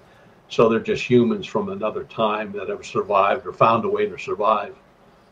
But I put that story in the class of reptilians, like the underground is filled with reptilians that actually run the world. Jazz is asking, are rakes ever seen coming out of a UFO craft or portals? UFO craft, I've never seen a report like that. But portals, yeah, there are reports where they'll see the being walk away, and then just kind of, there might be a bright light or a dull light, and it's gone. Portals, we don't know enough about portals. Really, there are no researchers that I know of that even study portals or anything like that. I'm sure it bears some type of. Now, I know NASA and, astrologists look at black holes, but a black hole isn't a portal. A black hole doesn't open and close. A black hole is there. It stays there. But portals probably, yeah, I guess you could call them portals when they disappear like that. But UFOs, no. And the stories that were out a number of years back, maybe 10, 15 years ago, where Bigfoot was seen piloting UFO craft. That's That's crazy. You don't like that one? No, that's nonsense. Come on. That's just somebody that was looking to get some fortune and glory, and it didn't work out. All right, Andrew is asking, Butch, have you had any little people experiences? No, I haven't, but a friend of mine out west, rest his soul, he had some pictures on his website. Unfortunately, when he passed on, the person that was running the website took everything down. I think Lon Strickler may have some of those photographs, and you can see it. Just there's a little something in the bush. I mean, they're like, I guess there's like 3 pictures, and I don't want to say they look like a leprechaun. They look more like a gnome. No, small. They look like a really smaller ET. You know, head-wise and body shape, but you're only really seeing it from maybe mid-chest up. Right. And they're real dark, real look like to be a real dark green because they were taken with a color camera. And I don't know. I've never had them. I'll tell you where people can find about a lot of those reports. If you Google small beings in Ireland and Scotland, there's a ton of reports on that stuff. Now, a lot of it's probably, but there's some pictures there that are like, I don't know. All right. Next question comes from Laura, and we got a bunch of audience questions here for you, Butch. All right. Laura is asking, do you have any reports regarding a man-like spider with a baby face? No. Never heard anything like that. All right. Apollo is asking, any interesting MIB investigations, Men in Black? There's a group in Philadelphia. They're basically a paranormal group, but they've done a lot of work in the MLBs. I spoke at a conference down there where they were at, and they had some pretty good information. But it's like anything where you have government involvement, you stick your nose in too far, and somebody's going to break it for you. And they got chased off of. They tried getting on military bases. They tried to surveil military bases. Well, putting surveillance on the military base is going to get your butt in jail. You don't do that. But they don't seem to investigate the ones that kind of look like, good-looking guys like you and I. They kind of, they're looking at those ones that, are real pale. They both look like twins. The way their mannerisms, their speech, the way they walk. Don't know. I really don't know. But I know that group investigates them. Joe wants to know, have you ever wrestled a dog man and bit its throat out? And if so, what did it taste like? An Italian sandwich. Right on. So if you're hunting dog man, go for the throat. It's like having a nice hoagie. Yep. The Lazarus Project is asking, do you think Bigfoot is connected to these missing 411 cases? On a scale of 1 to 10, I'd give it an 8. Why is that? Well, you got 1 minute. Dave Pallades is a very good investigator. He doesn't pull any punches. He doesn't take any crap. And he goes out and he does the job the way it's supposed to be done. And some of the stuff he has in his books, and if anybody has never read any of his books, get them. They're worth the read, especially if you have an interest in Bigfoot or disappearances of people. When you look at he has a map. I think when you buy one of the books, I forget, or any of the books, you get the map for free. But there's a map of the missing persons, the 411 cases he's investigated. And when you look at that, when you lay that out, that's a pretty good sized map. When you lay it out, you look at it. If you look at where a person was missing, where a 411 case started, if you just kind of just look around a little bit, you're going to see cases of Bigfoot. So now, I'm not saying that all missing persons in these places are Bigfoot, because a cougar will take you just as quick, a bear will take you just as quick, and a bear will bury you and come back and eat you later. Let's get to more audience questions when we come back with Butch Witkowski and Strange Days from UFOcop.com. We'll be back with Hour 3 right after this.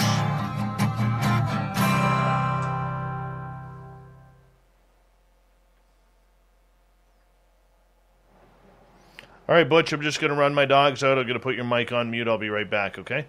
Okay, boss. Be right back, people.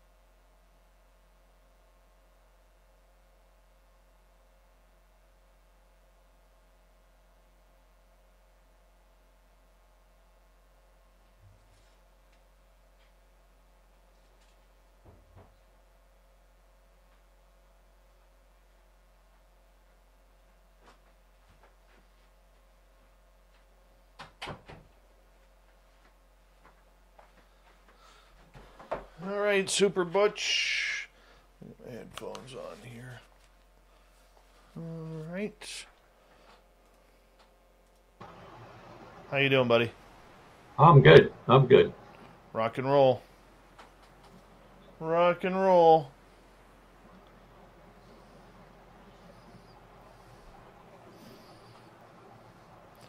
All right, we've got about 1 minute 25 seconds left. Oh, okay. I've got my chat room stalled here, so that way I can get to the questions.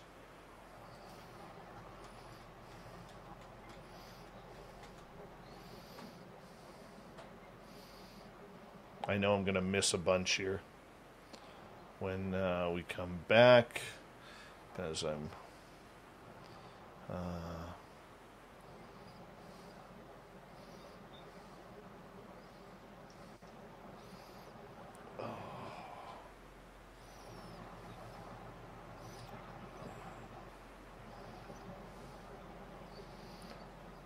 All right, I want to say a big thank you to Amy, to Magnus, Apollo, Andrew, Ozzy Steve, J1, Vinster, Ed Clater, Michael, and Nicola for the super chats tonight.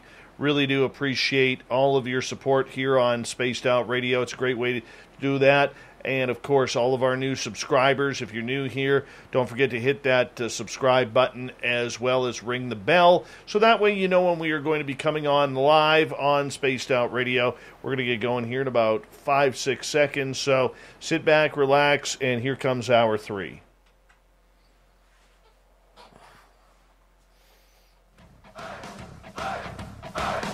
Would you like to connect with us? Head to spacedoutradio.com for all your latest show info.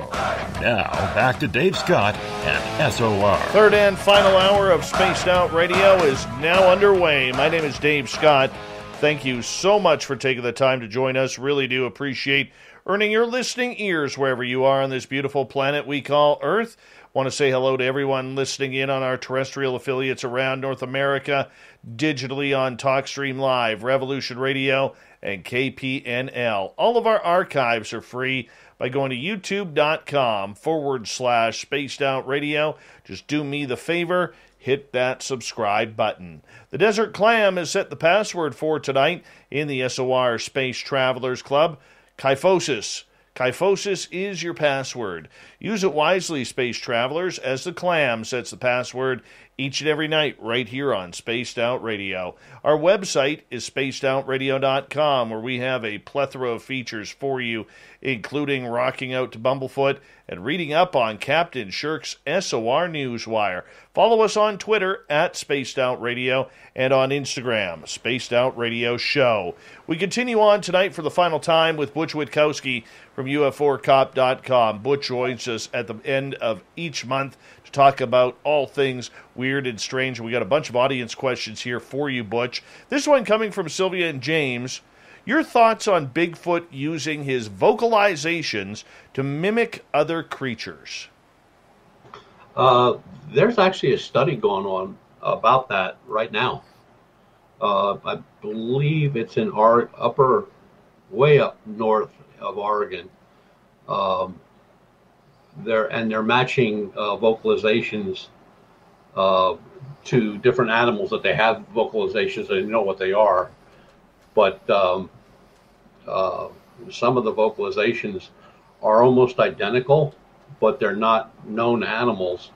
So I don't know how that's making out. There hasn't been a whole lot out on it yet, but I'm sure if they can prove that, they'll prove it, because it got some pretty sophisticated equipment out there. All right, let's get to Elaine's question. Is it just North American sightings, or do you look at sightings from all over the world? All over the world. Everywhere. The most that we get are out of England, Poland, Spain, Brazil, some of the islands. But there are all types of reports, everything from chupacabra to, UFOs. undersea UFOs. All right, let's move on here. Gloria is asking, have you ever been attacked by a creature or something paranormal? Just my mother-in-law.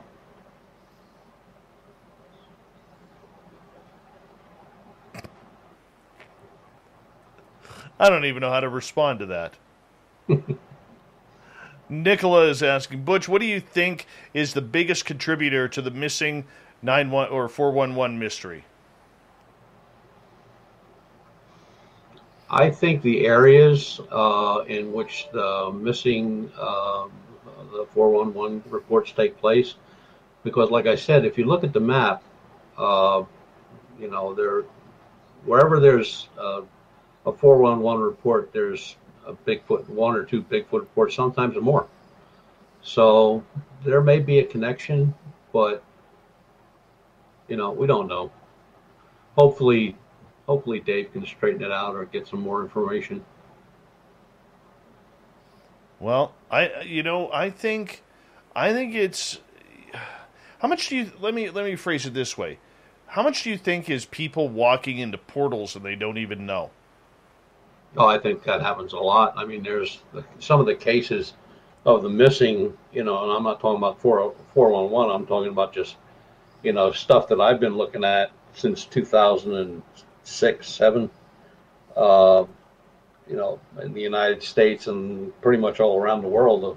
You've had whole villages disappear. You've had military, you had a whole army disappear, a whole battalion. I mean, so did the one that always sticks in my head is two British pilots were out checking on. That is during when the Arabs were going nuts and they were after each other, the Saudis, and one of them religious wars, and the British were there, and they were using planes to just keep track of everybody to see what was going on, so they could get in there and stop something bad that was going to happen. And they were never heard from, so they sent out a search crew, of course, and they found the plane, and there was nothing wrong with the plane. The plane started right up, had plenty of fuel, it was landed, it didn't crash, and you can the pictures they showed, you can see where the pilot got out one side and the colonel that was with him got out the other side, and they walked side by side. The footprints are walking side by side, and 50, 100 yards away from the plane, they just disappeared. I still think there's a lot of portal mystery in there. Yes, we can blame aliens. Yes, we can blame UFOs. But I really am believing that a lot of these people just seem to vanish into these portals. I mean, especially in downtown areas, where you get a bunch of buddies there walking out of a bar on a Friday or Saturday night. The one guy says, "Hey, just wait, I'm going to duck into the alley to take a piss or something like that." And the next thing you know, he's gone. And he's only 20, 30 feet away from his buddies. There's no noise. There's no sound of a struggle. There's areas where the buddies could see where their friend had went, and it is completely gone. I mean, I just don't get it. And to me, I think that a lot of these people, even in the forest, are walking into portals. And I bring up this David Paulides book from the Missing 411 Canada book he did a couple of years ago, where there was a young girl in Ontario, I believe, where she was riding horses with her sister and her best friend, and the other sister and the best friend decided to take one way. This young girl decides to take the shortcut, and her and the horse disappear, never to be seen again. It's one thing to take a child, but to all of a sudden have an 1,100-pound animal disappear, never to be seen again, to me, that says portal.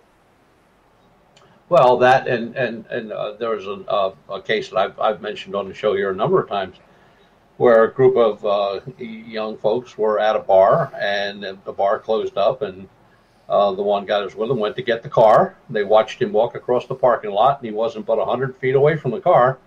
And he didn't come back, and they thought, well, maybe he had a little too much to drink. He fell over, maybe he tripped and hit his head or something like that. And they walked over there. Keys were on the ground. He's never been found again. No sign of a struggle, nothing. He's just gone. Just weird. Yeah, that's weird. Behoff is asking, Butch, what would be the latest time in the day I could offer Bigfoot an omelet? Well, Behoff, you're going to have to get up on the game, because Moneymaker and the BFRO guys, I mean, they're out there throwing out spare ribs, pork chops, cupcakes, Twinkies, scrambled eggs. I mean, you're going to have to go a ways to catch up to those guys. But they're usually first thing in the morning. Yeah, Bigfoot doesn't eat breakfast for dinner, just so you know. Mennonite Abe is asking, are Bigfoot as intelligent as humans, in your opinion? Oh, I think they're much smarter. We haven't been able to catch one in over 50-some years. We haven't even gotten a good picture of one in over 50-some years. So if they've been around as long as everybody says they have been, going back to the indigenous, of course, they've developed a way that they can hide, and we're not going to find them. There's just no way. I mean, you know, people joke and say, you know, they're the world's champion hide and seek. But, you know, if you live somewhere where, how can I put this? If you live somewhere in the woods that, you know, you were the only person living there for a number of years, you had no neighbors, there was no roads or anything like that, but you were pretty self-sufficient, living off the grid, and somebody came looking for you, and if you didn't want to get found, they're not going to find you. You know, you know every trail, every bush, every tree, and they're the same. I mean, you know, they didn't get not captured from being dumb. I mean, it's an intelligent creature. I mean, no ifs, ands, or buts about it. But you know, when you investigate Bigfoot, you gotta take all the nonsense out of the report to get anything out of it. And believe me, there's a lot of nonsense. But I always looked at it this way from the very beginning, before I even got involved in looking at Bigfoot. If somebody, and the money's there's a $1 million reward for anybody that can produce a Bigfoot. You don't think they would have found him by now? $1 million cash? It's in a bank in Washington State. It's been there collecting interest for what, 20 years now? Nobody's come up with anything. I mean, there's a lot of guys that said they did. You know, they had the stuffed bodies and, you know, the suits and all that stuff, but nobody's come up with one. All right. Are they smart enough to bury their scat? Are they smart enough to bury their dead? Are they smart enough to, you know, to cover up their abodes, where they live, or where they congregate? I mean, you know, yeah. I think they have very good control of their body and their breathing techniques in order to stay completely still, so that way, if you're looking at them, it looks like you're looking at a tree stump, or something along those lines. You know, almost like a trained military sniper. That you know, I mean, you hear all these stories from World War II right up to Vietnam, where these snipers are in such heavy camouflage that the soldiers are walking right around them, sometimes within inches, and don't even see them. Yep. I think that's what's happening with Bigfoot. I agree. I think they're masters of what they're doing. How important is it to control the breathing? Oh, that's, even with a sniper, that's a big deal. I mean, you know, if there's somebody close to a sniper, like you said, within inches or feet, I mean, they just hold their breath. I mean, that's it, and they get trained for that. There was a story a little while back of a Navy SEAL sniper that just exited a Zoom boat and was going to take up his position along a river, and some of the enemy were walking down to like fill canteens and get a drink, take a leak, and whatever. And he basically went underwater and held his breath till they left, and he till this day, he said, I don't know how long they were there. He said it seemed like forever, but when he came up, they were gone. There you go. Very strange. Mm-hmm. Very, very strange. All right, let's get to a question from Ange in Australia. Do you think ley lines and portals go hand in hand? Absolutely. The 32nd parallel. Oh, God, I can't think of his name.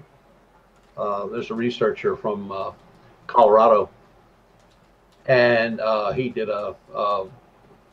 took him a long time, but what he did was he mapped out all the UFO reports on the 37th parallel from one, and amazingly, the 37th parallel goes right over Area 51, goes right over Roswell, So, and he logged all these reports, and in Spain and Brazil, one of the things that they use a lot when they do investigations into UFOs, they use a lot of ley lines to get directions and see which way they're going, and they really document direction mostly, but they use ley lines for that. Ley lines are important. Definitely important. Why do you think so much of that action happens on the ley lines of missing people and UFO encounters, things like that?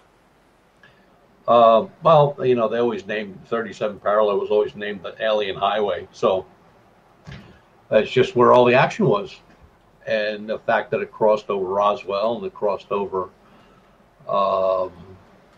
Area 51 just put everything in everybody's minds, and everything it passed over had something to do with the military and UFOs.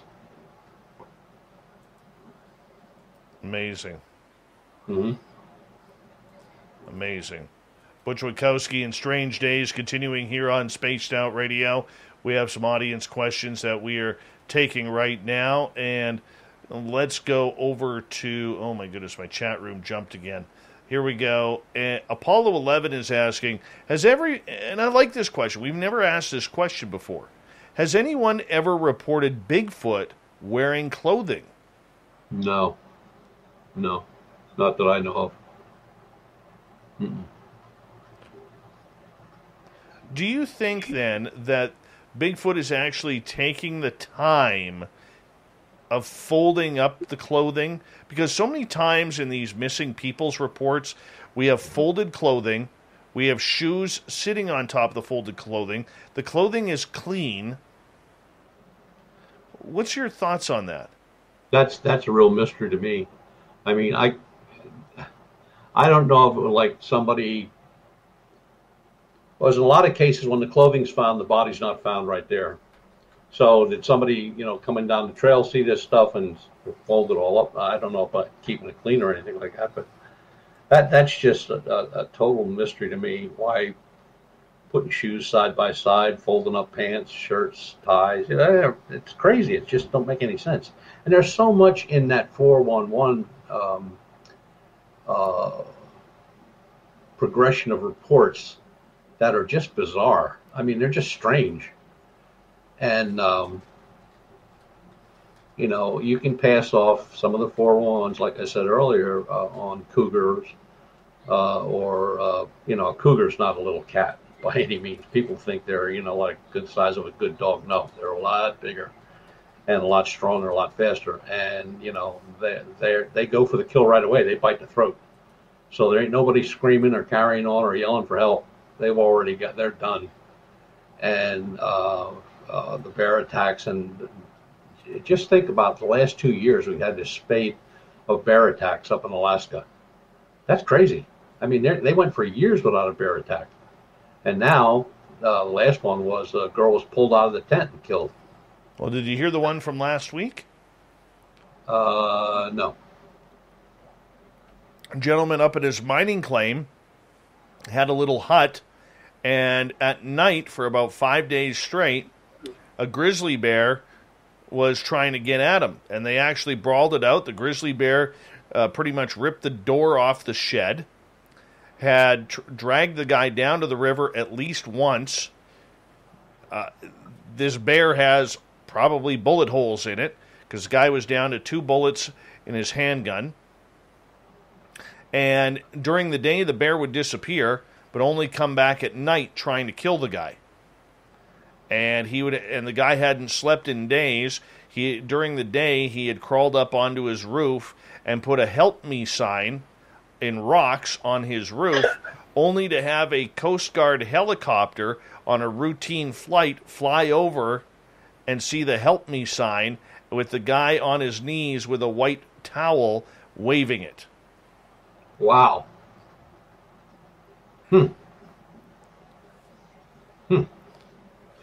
Probably the only thing that kept him alive was, the bear was getting hit with bullets. And where was this at? Nome, Alaska.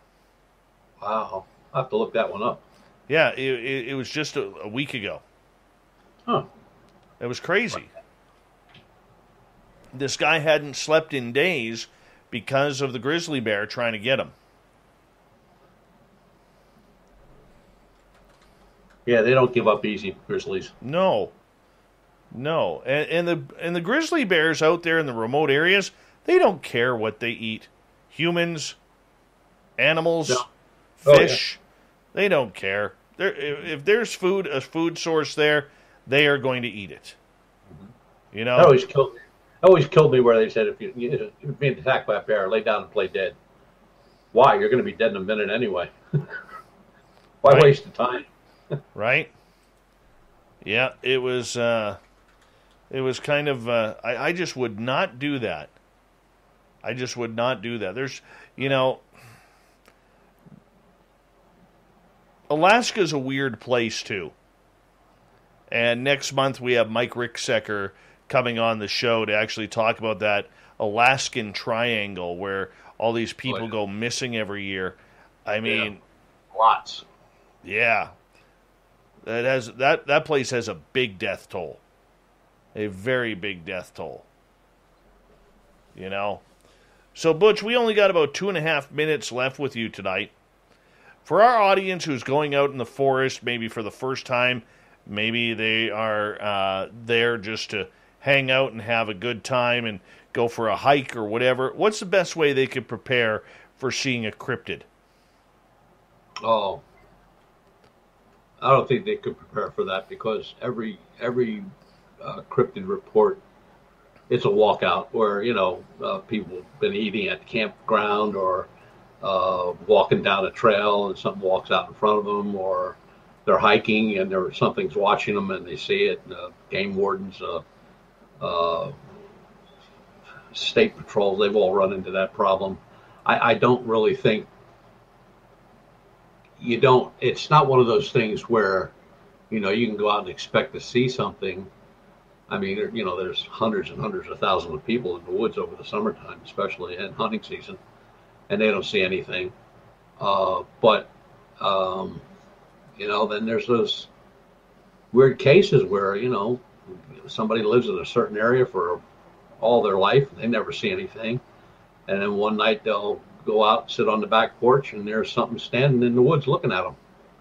And when they describe it, it's not something you really want to run into. I don't think, I wouldn't feel right telling somebody that this is the way you would go find them because, there's just no way. I mean, we spend a lot of time and a lot of money and a lot of effort and a lot of equipment to, try to trap them as far as, getting a picture or a good cast or infrared or thermal imaging. And now we've also put DNA stuff, environmental DNA kits in the trucks. So, I mean, you can only try what you can try. I mean, if you're lucky enough to be on one side of a creek or lake and see one on the other side and you can get pictures and all that stuff, it'd be great. But that don't happen too often. Very true. Mr. Butch, we got to say goodnight to you once again. We appreciate you coming on in to Spaced Out Radio from UFOcop.com for Strange Days. We will talk to you at the end of August. You have a good month. Yes, sir. And good night to the group, because they're something else. They are. A bunch of weirdos, they are. Especially Fap and Vinny. But that's another story. Coming up next, we have the SOR Newswire, the thought of the day. But first, Stetson John is going to join us for the Unbiased UFO Report. Stay tuned. We continue right after this.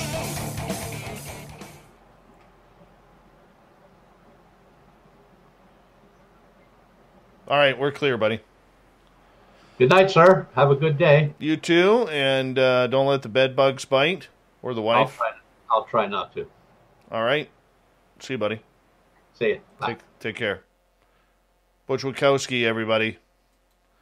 Butch effin' Witkowski. We love him around here. We do. My knees are killing me right now.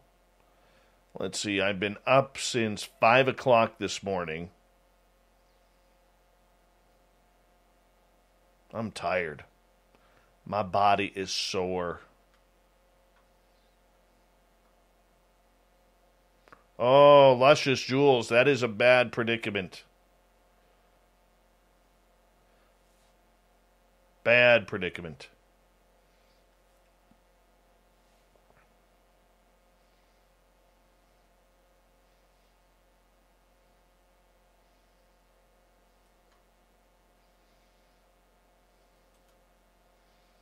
All right, Stetson John, you're up, buddy.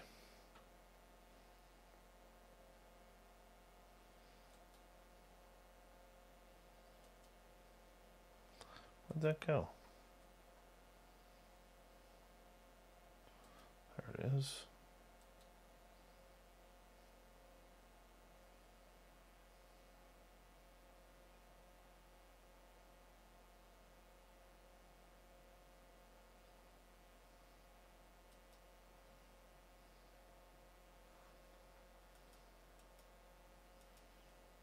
All right. There we go. There's Stetson John. What's up, buddy? Why were you up at 5 o'clock? Mrs. SOR had to go get gallbladder surgery today. So I had to get up in the morning and take her to the hospital to go get the surgery done. And I'm convinced that they do that early so the anesthesiologist can make his tea time. Could be. Could be. There's no other reason to start surgery at 6 o'clock in the morning. It's horrible. Yeah, all I know is that I dropped her off at the hospital. I then had to, I went and took myself for some breakfast. And then I killed some time by just, I went and checked things out at Walmart and found in the Walmart parking lot. I decided to have a snooze for about half an hour. The most uncomfortable sleep I've had in a long time. George McPhillips, how you doing? Whit Helton, thanks for coming on in. And so then about 10 o'clock, I went and got a haircut at one of the barber shops there. And literally just go to sit in the chair at like 10:20 after they wash my beautiful mane.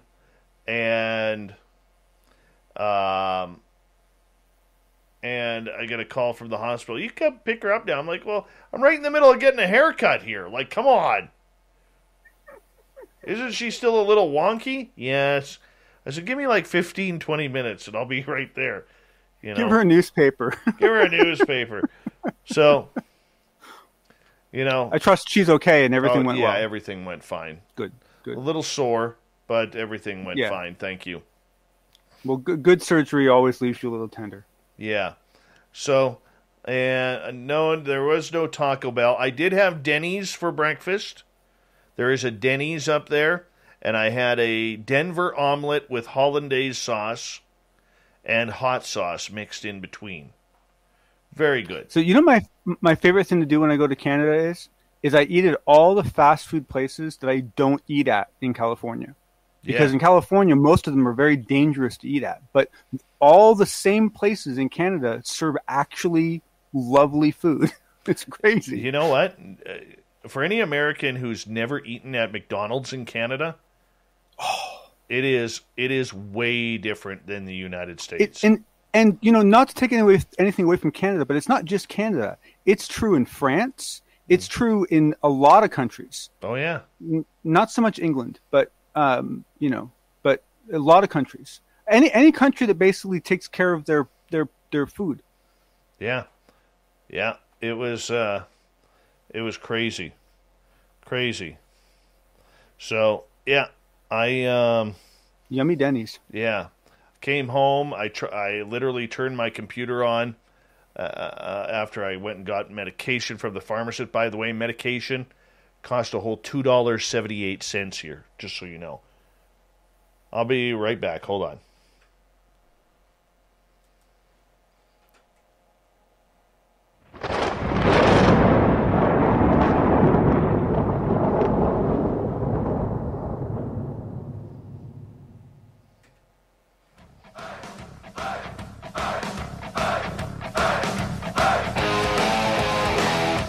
We rounded third. We're heading for home tonight on Spaced Out Radio. My name is Dave Scott. Thank you so much for taking the time to join us. Really do appreciate earning your listening ears. Want to remind you that if you've missed most of this show or others, check out our free archives by going to youtube.com/Spaced Out Radio. Do me the favor, hit that subscribe button. Our website is spacedoutradio.com, where we have a plethora of features for you, including rocking out to Bumblefoot and reading up on Captain Shirk's SOR Newswire. Follow us on Twitter at Spaced Out Radio and on Instagram, Spaced Out Radio Show. It is time to bring in John Hudson for the Unbiased UFO Report.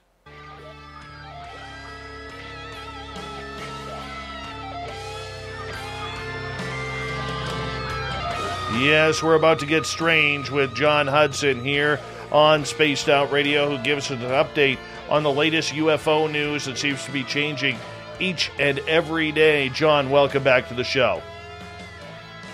Thank you, Dave. I'm happy to be here. How are you doing tonight? I'm doing great, man. I'm doing absolutely great. A little sore, but I'm doing fine. I'm doing fine, and it's been a long day, but you know what? Hey, it's been a great day as well when you have Butch Witkowski and yourself on the show. So let's nice way to end it. Let's get right to it, my friend. There's a little bit of news coming out of John Greenwald and the Black Vault, and UAPTF requesting a briefing from NASA. Explain to me what's going on here. So the fun thing about this, and tip my hat to John. This is the kind of detailed work that I love to see out of him, because he jumps into the weeds, not a lot of people do. And basically what he found out was that even though NASA was not on the list of contributors on page 3 or page 2, I believe, of the report, that there was actually an email trail showing that only a month after the creation of the UAP task force, they requested a secured briefing, so in a secured environment, opportunity to talk to NASA. And there were several emails that went back and forth. You can read about them on John's site.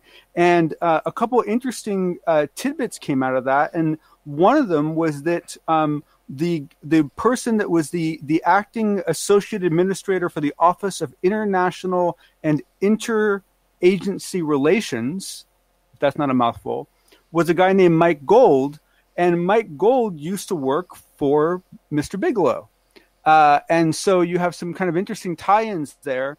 And but essentially, along with a previous discovery John made the week before, that essentially if you look at the report that the OANI National Intelligence Manager for Aviation, I think you get paid based on number of characters in your title, was a man named Major General Daniel Simpson, and he was of the U.S. Air Force. So we have an interesting pattern here, because what we see is that they requested a meeting with NASA only a month into the program, and meetings did occur. So you have to assume there was some contribution back and forth. And then we find out that one of the people who helped prepare the actual UAPTF report was a U.S. Air Force major general. So now neither the Air Force or NASA were listed as contributors in the document, but obviously they both actually contributed to at least a minor, if not a major degree. So it shed some light on, the soup that was behind the meal, That amazes me that the U.S. Air Force had a general help write up that report, because the U.S. Air Force has been public in saying that they want nothing to do with the UFOs. That literally, they said, that's on the Navy. Don't come asking us for it. This is all on the Navy. And NASA, I can understand, because they finally came out basically saying, we're going after the aliens. We're going after them. Yep. So that one I can understand. NASA's been very... it's actually been kind of fun watching NASA's statements recently. They actually seem to be kind of enjoying themselves a little bit and getting involved. And I agree, but I will say that there was a note in the UAPTF report that the Air Force had began to engage. It had just only happened very recently. Like it had only happened in the previous couple months.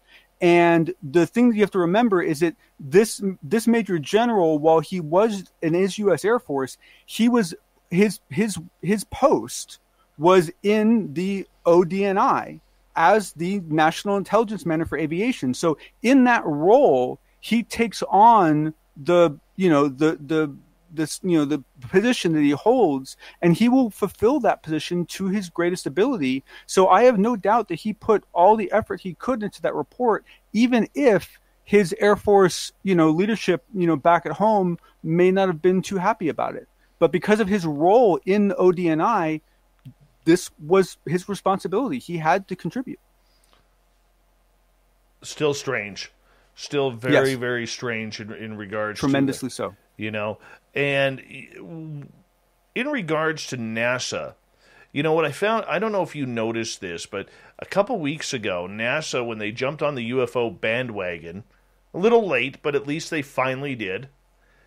Did you notice that they cut a feed of a strange object flying by the International Space Station like a couple days after that? Did you notice that too?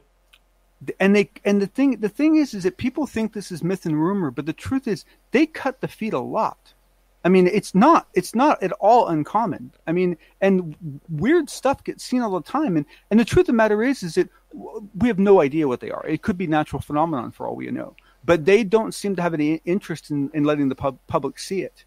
But the thing that people have to remember is that NASA does a great PR job of branding themselves as this benevolent organization. But what people have to remember is that a significant portion of NASA's business was black. And a lot of those shuttle missions were dual missions, where they had a scientific aspect and they had a black operations aspect. Because think about it, everything being deployed and worked on in space was done through NASA. So, there was always a lot of the revenue, if you want to call it that. I mean, it's funny money within the government, but a lot of the revenue that they got was through black projects. In some cases, the shuttle bay would actually be divided up, and there would be a line that you couldn't cross unless you had clearance, because on one part of the project would be something black, and on the other side would be scientific. So, I mean, NASA Goddard is East Coast, but NASA Ames is right by my house. I grew up right near it. And in 25 years, they've let the public into NASA Ames once for 1 3-hour period on a Saturday morning. And that's it. Other than that, for 25 years, the public has not been allowed onto that property. Now, if you have a meeting or something on there, I've been there several times for meetings, but for different things. So it's not impossible to get on, but it's armed guards. You have to show current ID. You have to be on an invited guest list usually. NASA does a lot of good science, but they aren't they aren't the goody two shoes that I think they try to present themselves as. All right, let's move on to Travis Walton, because he's finally broken his silence regarding the situation with Mike Rogers and the denial that everything that happened for the last 48 years plus, or 45 years, has been a hoax. Yeah, and I was happy that Travis is speaking out. I hope he continues to do so, because I think it's only fair that he gets to speak his mind and plead his case in this whole debacle. But I will say there was something that Travis said tonight that I think really kind of put a nice package around it. And he said the problem is that when someone comes out and attacks you like this, you have two choices. You can do nothing, in which case a lot of people think you're doing nothing because you have no rebuttal and you're giving in, or you can fight back, in which case you've dropped down to their level and now it's just two guys throwing punches at each other, swapping insults, and it doesn't help anyone. So you don't win either way. And so, while I think I think it's good that he's doing this, I think he's right in that, I don't really know. I saw some people commenting, and it seemed like the people that supported Travis liked what they heard, and it seemed like the people that weren't supporting Travis didn't like what they heard. So I'm not really sure it moved the needle either way. The sad part about this is his story hasn't changed in 45 years. From being hit with that UFO beam of light. We all seen the movie Fire in the Sky, so we don't have to go over into detail on the story. But, we all know the story. We all know that his story hasn't changed. Travis is not a rich man off of this story, by any means, all right? And no, it's cost him a lot. It has cost him a lot. Just like anybody who's had an encounter like that, it costs a lot, whether it's family, friends, or financially.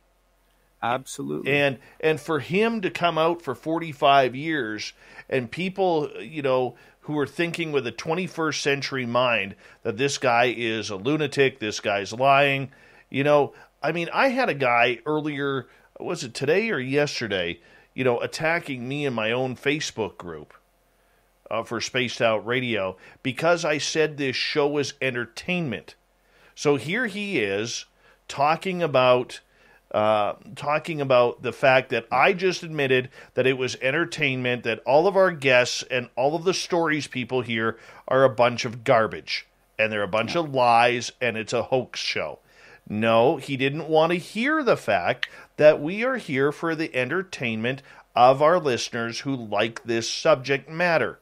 And we bring on the people who are here to tell some amazing encounters, amazing research, and amazing stories. But all he heard was, "This is entertainment," and this is they hear that it's certainly they think it's gone from nonfiction to fiction. Absolutely. And people don't understand that the way content is delivered and the nature of the content are two totally separate things.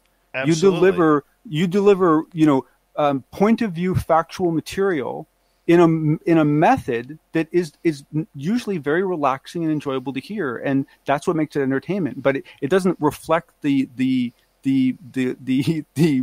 source of the content. It's absolutely. But people are touchy. People. Oh yeah, people are so emotional about this, and they are very clickbaitish. Where if they hear one word, oh, you use the word entertainment, well, you must be lying about all the programming that you were doing. Yep. No, that's not the case. But they got their aha, gotcha moment. Yep. And that's what Mike Rogers got when he stirred this up for no reason. Mike Rogers was the guy driving the truck and Travis Walton's boss, who's wanted the spotlight for a long, long time.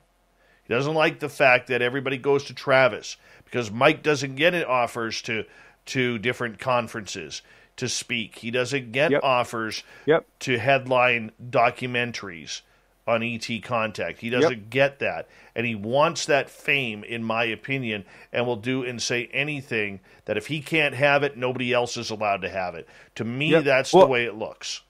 I agree. But I will add one more quick point before we move on, and that is that one of the things that Travis did talk about recently was that Ryan Gordon, the other individual, seemed to be specifically making up data to give to Rogers to rile him up. It was as if Ryan Gordon was trying to put a wedge between them and was playing on Rogers' insecurities. So there may have been some I want to stress may have been some very intentional puppet string type activity going on here.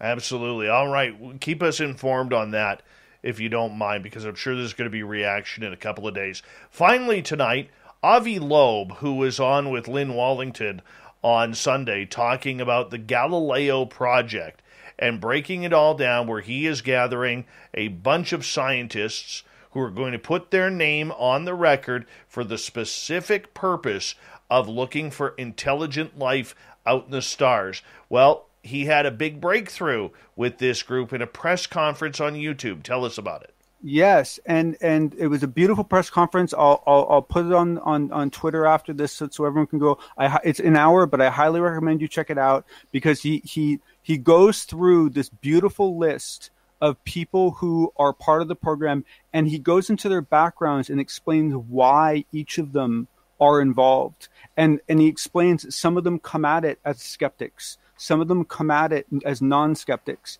and he does a really good job. But what he's essentially saying, and he had a nice tagline that he was kind of throwing around, that was, this organization will use a 3-pronged approach to replace unreliable, and I know this is going to offend some people, but understand this is a scientist's point of view, the approach to replace unreliable eyewitness reports with reproducible scientific observations. And so in many ways, what he's trying to do at a grander scale is what Bob's thing,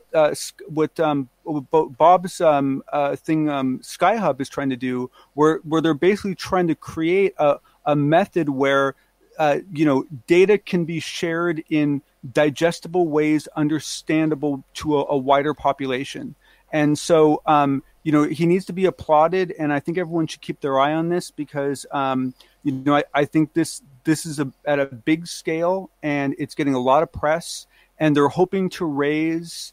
They've only raised, I think, a couple $1 million, but what they're hoping for is to get up into the 100 million type range that SETI did at one point, and put some real serious money and research behind this. It's very promising. As long as they tell the truth and they don't hide anything, and I don't think Avi Loeb is going to hide anything, but if they start hiding details, much like we believe SETI has done, as well as NASA and other groups, then it's a waste of money.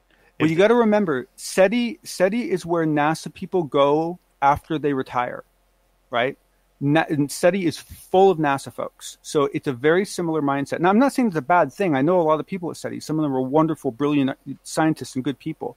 But my point is that one of the things that Avi Loeb talks about is the fact that he wants to, and why it needs money, is because they have to start building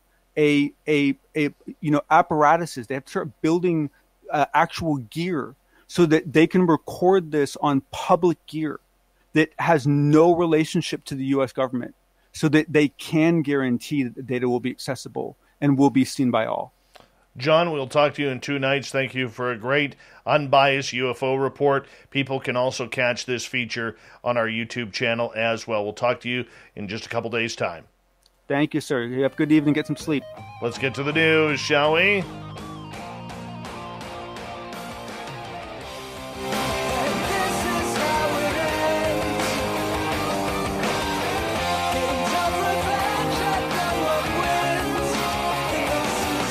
The news is always changing, which is why we bring you the SOR News Wire at the back end of every show, where we get to the weird, the strange, the wacky, and sometimes the dangerous. Here's a weird one.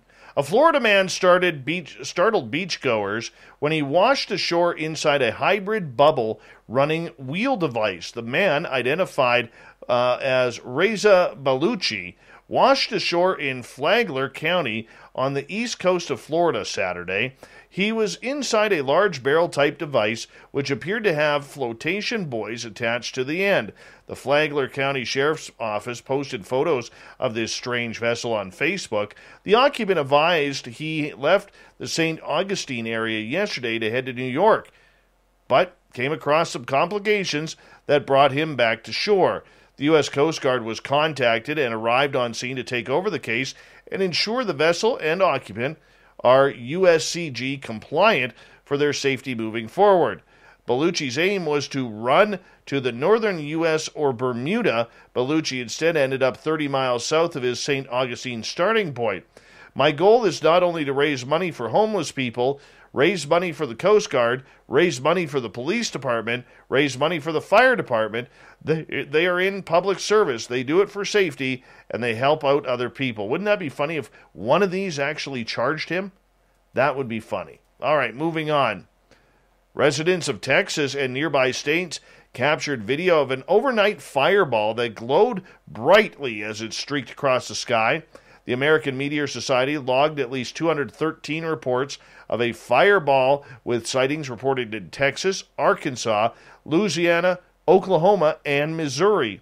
The fireball, believed to be a large meteor, was caught on video by dashboard cameras and doorbell cameras in Texas. Some witnesses reported hearing a loud booming sound that accompanied the spectacle. Emergency responders in Rockwell, Texas said there were unconfirmed reports that a portion of the object hit the ground near a rural road.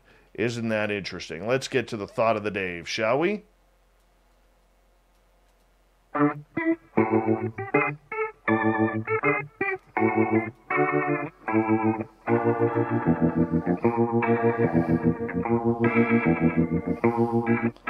Thought of the Day happens every night at this time, where we ask a question on our Facebook and Twitter pages, then read your responses on the air because we love the audience participation around here. Today's Thought of the Day is as follows. What's the chances monsters live in a different realm or timeline that we can peer into? John believes it's pretty possible. Davey, without a shadow of a doubt, these other realms are just as real. Tim, very high. There are too many things that can't be explained that humans have witnessed for decades. All of those encounters by reputable individuals cannot be wrong or discounted. Bobby, the size of the transdimensional portal is directly proportional to the amount of grumpy quantum particles Butch Witkowski can produce on Spaced Out Radio. I think there's something to that. Catherine, it is the way. Jim, the chances appear to be 50-50. Joshua, the chances are very high. I would say that monsters are extra-dimensional. Gail, I'm not so sure any of us could peer into another realm or timeline. However, I am fairly certain monsters dwell in them and are able to pass through and experience life in our realm and timeline as well. Michael, monsters? There is a real-world possibility that dinosaurs still exist on other planets that weren't smacked by the big rock. And finally, Daryl, most definitely some live in a different dimension and visit ours. Thank you to everybody in the Thought of the Day. Thank you to Captain Shirk for the news, John Hudson for the unbiased UFO report, and Butch Witkowski for coming on for Strange Days. We got Mr. Ron Bumblefoot Thal rocking in the background with Little Brother is Watching. Bumblefoot is the official music of Spaced Out Radio, rocking us in and out of every single show. Get your horns up for the guitar god himself. Special thanks to everybody listening in at home, at work, in your cars, wherever you may be. Thank you to everyone in our chat rooms tonight. YouTube, Twitch, LGAB, Revolution Radio, Spreaker, Facebook, the Space Travelers Club, and on Twitter at hashtag Spaced Out Radio.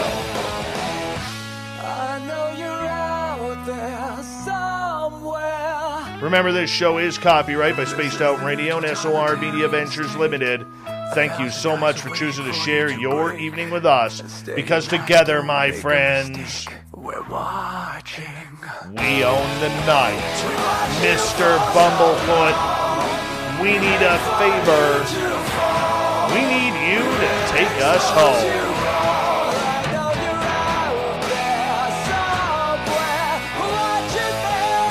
Yes, the Woo train has docked for the night. But soon, my friends, we shall ride again. Your seats are always available. Your tickets never expire. And if you want to bring a friend, we got room for them too. Good night.